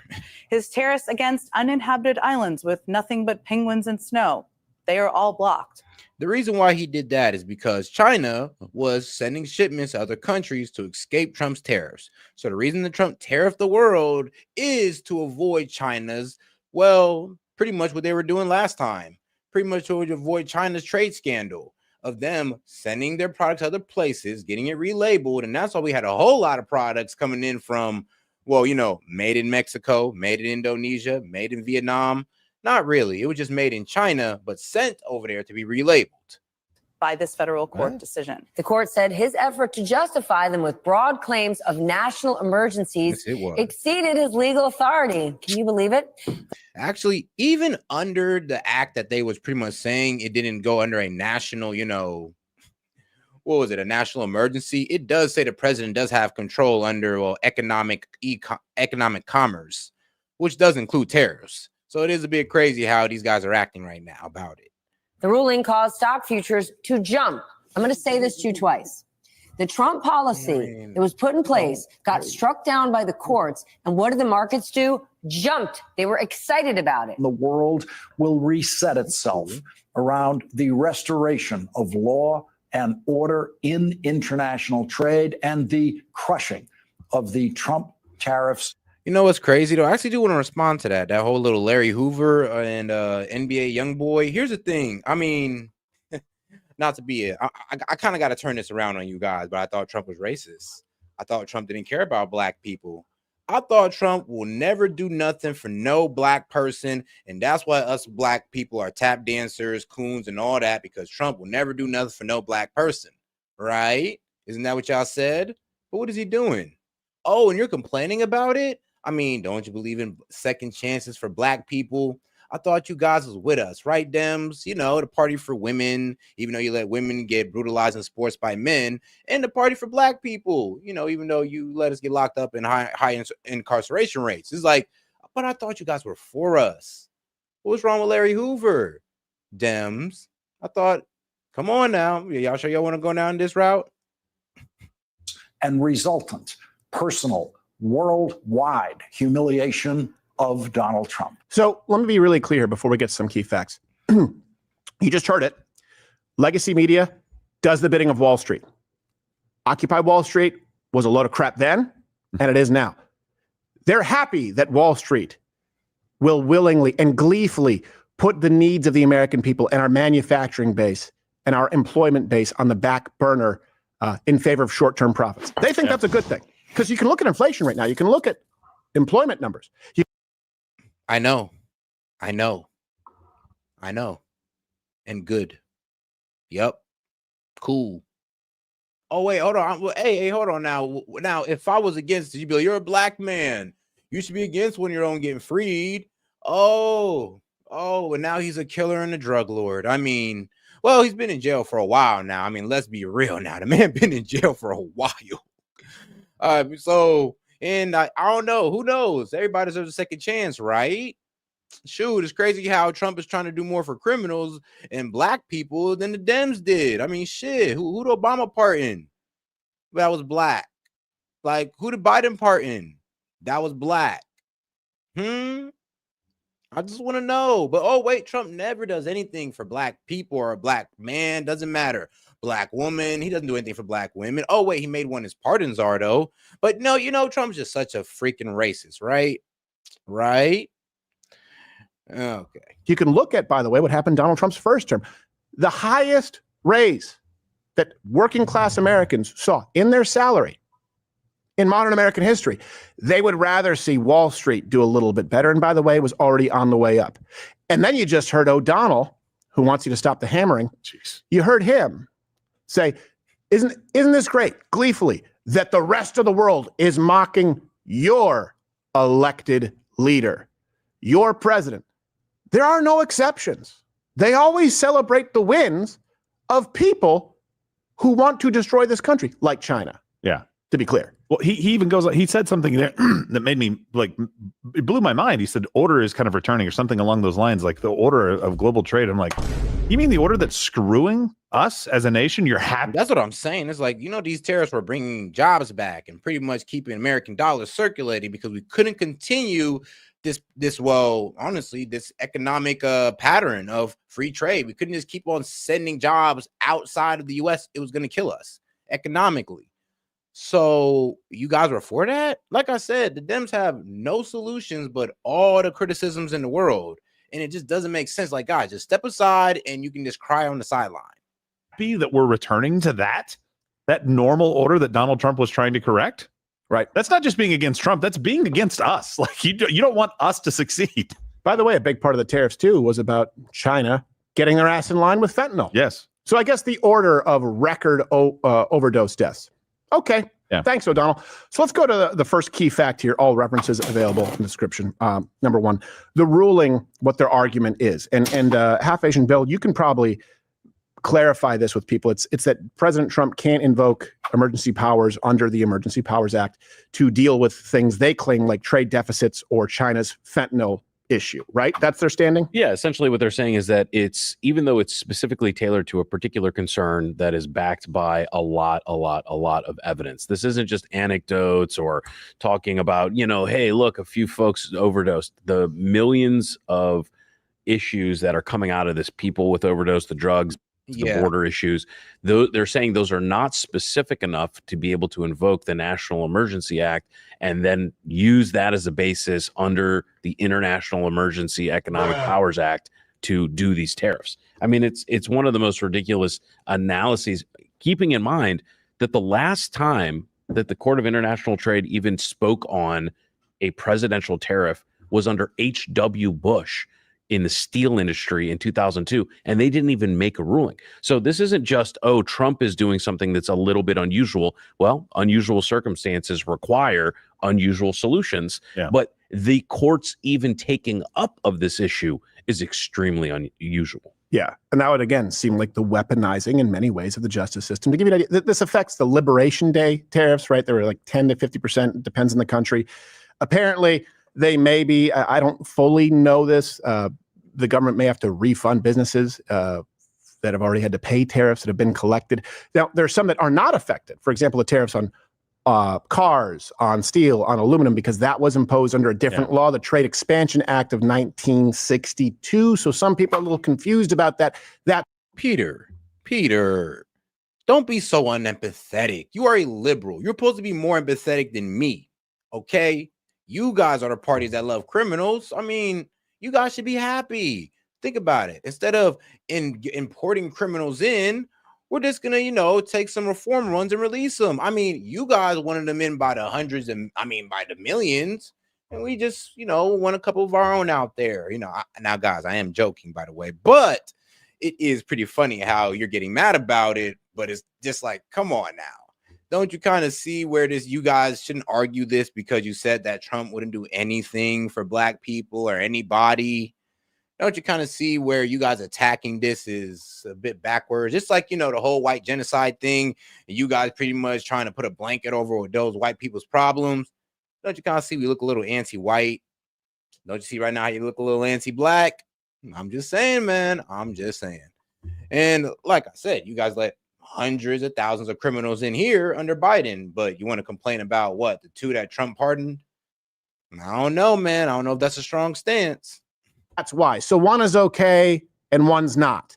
And this brings us to key fact number 2, who the judges actually are. So you have Gary S. Katzman, was appointed under Obama. You have Timothy M. Rife, who was appointed under Trump. And I know people say, look at Trump. Yeah, well, so was Amy Coney Barrett. Mm-hmm. And then you have Louis Anderson's long-lost twin sister, Jane A. Rustani. So, I'm a judge, you guys. Man, on that family. Spot on.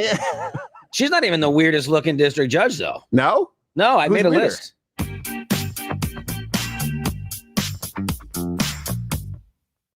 All right, we'll go back to the legal analysis, but I guess you have a list. I have a list real quick of the weirdest looking district judges that I've seen. Okay. Well, at least last night. Okay.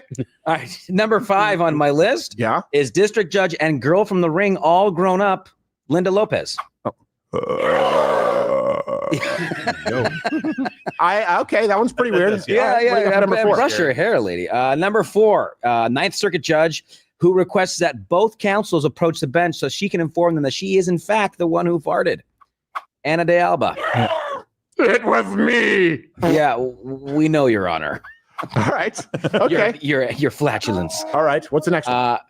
Circuit appeals judge and got him. And that little bit of racist always comes out, y'all. I mean, like I said, though, but we're the racist one, guys. But we're the racist ones. Hilarious. A human suppository, John B. Owens. That's exactly what it was in my head. Yeah. No eyebrows for nice insertion. Yes. Well, smooth transition. Okay. Number 2, Fourth Circuit Court judge. Sorry, it's hard to read. Fourth Circuit Court judge who is totally not buying my story, Roger Gregory. Yep. He looks like that's some bullshit. That's some bullshit. I know it wasn't you. Okay. I don't have time for this. It's lunch. Is lunch. The court rests. And number 1 weirdest looking district judge, Court of Appeals judge, who reads every. No, I brought up your hypocrisy. I brought up your hypocrisy because I said you guys always say that Trump don't do nothing for black people or a black man or anybody but himself. But here he is releasing 2 black people. Two. So that was the argument. Now, the reason why I brought that up, because I brought up your hypocrisy. You kept it going on race. I just wanted to know why you're getting mad about the pardons when, I mean, blanket pardons from Biden. Biden didn't do anything for black people. So I'm just going like, all right, what you mad about? Like, if anything, you're a Dem. You're supposed to be happy about at least Larry Hoover and NBA Youngboy. Me, I don't really care. Honestly, I don't really like the fact that he released NBA Youngboy. Larry Hoover, I could see him being more reformed than NBA Youngboy. But in all honesty, no, I was just calling out your hypocrisy because you Dems don't even see it. You don't even see it. And then after that, you just went off on race. And then you kind of made a racist comment. And now here we are. Briefcase, up, down, left, and right, all at the same time. And is also part-time sloth. Oh, that makes Eunice sense. Lee. She is positively turpid. All right. Nothing gets by her. That's been Josh's list. I appreciate it. Yeah.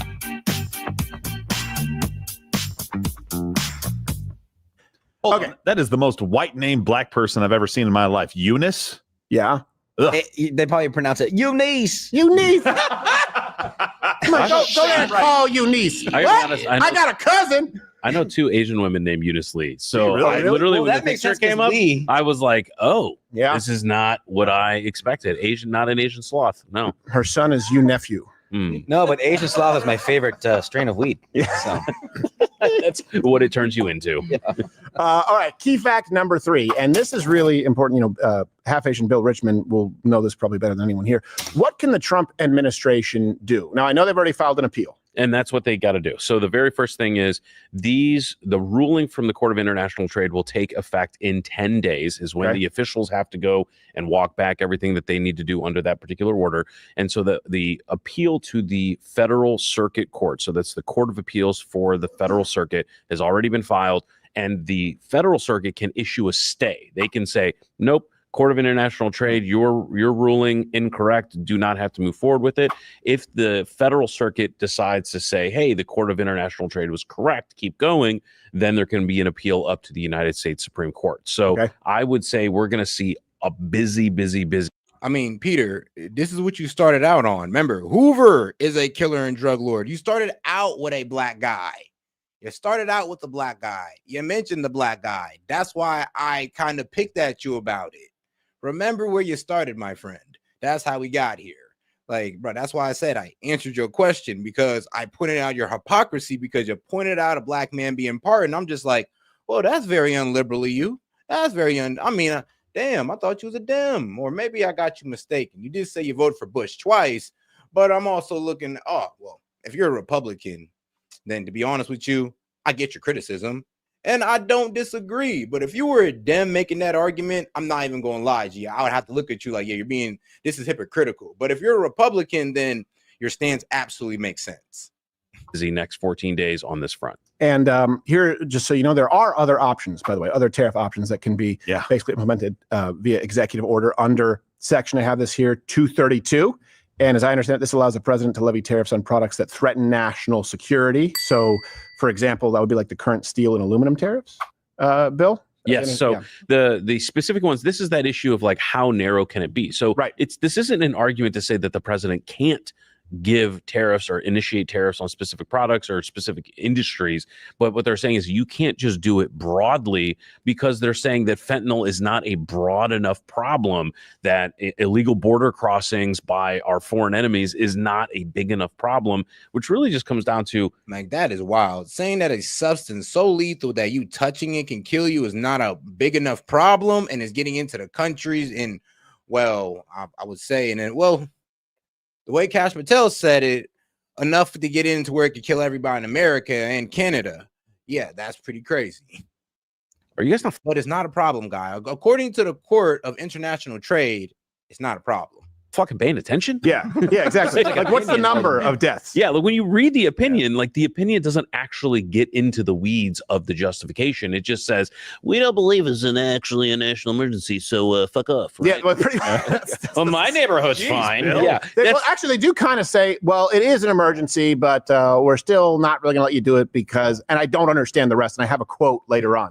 But I also know that some can be implemented through Section 301. This allows, as I understand, the president to levy tariffs on specific countries that impose unfair trade barriers, which sounds exactly like what he did. That's why I'm so confused. A little bit. So they're called the reciprocal trade tariffs. I mean, they're literally like, if you're doing it to us, we're going to do it to you. And now apparently we're saying, well, you can't just unilaterally or globally respond to everyone. Why? What? Why not? Yeah, why not? So hold on, let me make sure I understand. Section 301, it allows the president to levy tariffs on specific countries that impose unfair trade barriers. But so yeah, it allows the president to pretty much respond to unfair trade practices, which he did. He responds to everybody. And now the courts are pretty much trying to say, nope, everything was under the International Economic Emergency Powers Act. Yep, everything. That's why I said it's like they strawmanned him on his argument on tariffs. It's like, oh, okay, so you just simplified his argument so it'd be easier to defeat. Okay, I see the play there. But all right, guys, I gotta head out on this one. And don't worry, guys, I will be back tomorrow. And now let's go ahead and have a word from our sponsors. Because yeah, shout out to Venice AI, guys. If you want to go ahead and sign up, make sure to sign the code, get 20% off with my promo code SET, and go ahead and get you some uncensored AI. Unleashed AI, and I will peace out to you guys. See you guys tomorrow. Make sure you double tap that screen on the way out, like and subscribe to the channel, and I will see you guys tomorrow. Guys, today modern AI is quite advanced, except two problems. It is censored and it takes your information. Well, it's hard to find a tech company that don't, but let me introduce you to one. Shout out to my sponsor, Venice AI, which allows you to protect your information and avoid censorship. Now ask yourself, why should a team of programmers at these leading AI apps be the ones to decide what is okay for you to ask and think? Also, would you be comfortable if the presidential administration could govern what AI tells you? Man, I know I wouldn't. But also, while you think about that, did you know that? Let me tell you this, it's gonna be crazy, but ChatGPT has a former director of the NSA sitting on their board right now, guys. And shout out to that man, Edward Snowden. He called this a willful, calculated betrayal of the rights of every person on Earth. And we all know how Alexa is. Alexa listens to us and recommends products based on our conversations. I mean, talk about a violation of privacy. But guys, these are just a few reasons I decided to team up with Venice AI and get you a better options or solutions to your AI needs. Now, guys, you can go ahead and check these guys out with my promo code. So shout out to Venice AI. Now, if you want to use AI without fear of handing over your most intimate thoughts to a corporation or government, you can get 20% off a pro plan using my link, Venice AI SET, and use the code SET. Man, so shout out, guys. So make sure you guys use the code. Put it one more time for you guys right there. Once again, guys, if you guys want to go ahead and have unleashed AI, uncensored AI, go ahead and tap in with my guys at Venice AI, guys. Hey, this is S.E.T and appreciate the support. And shout out to the sponsor.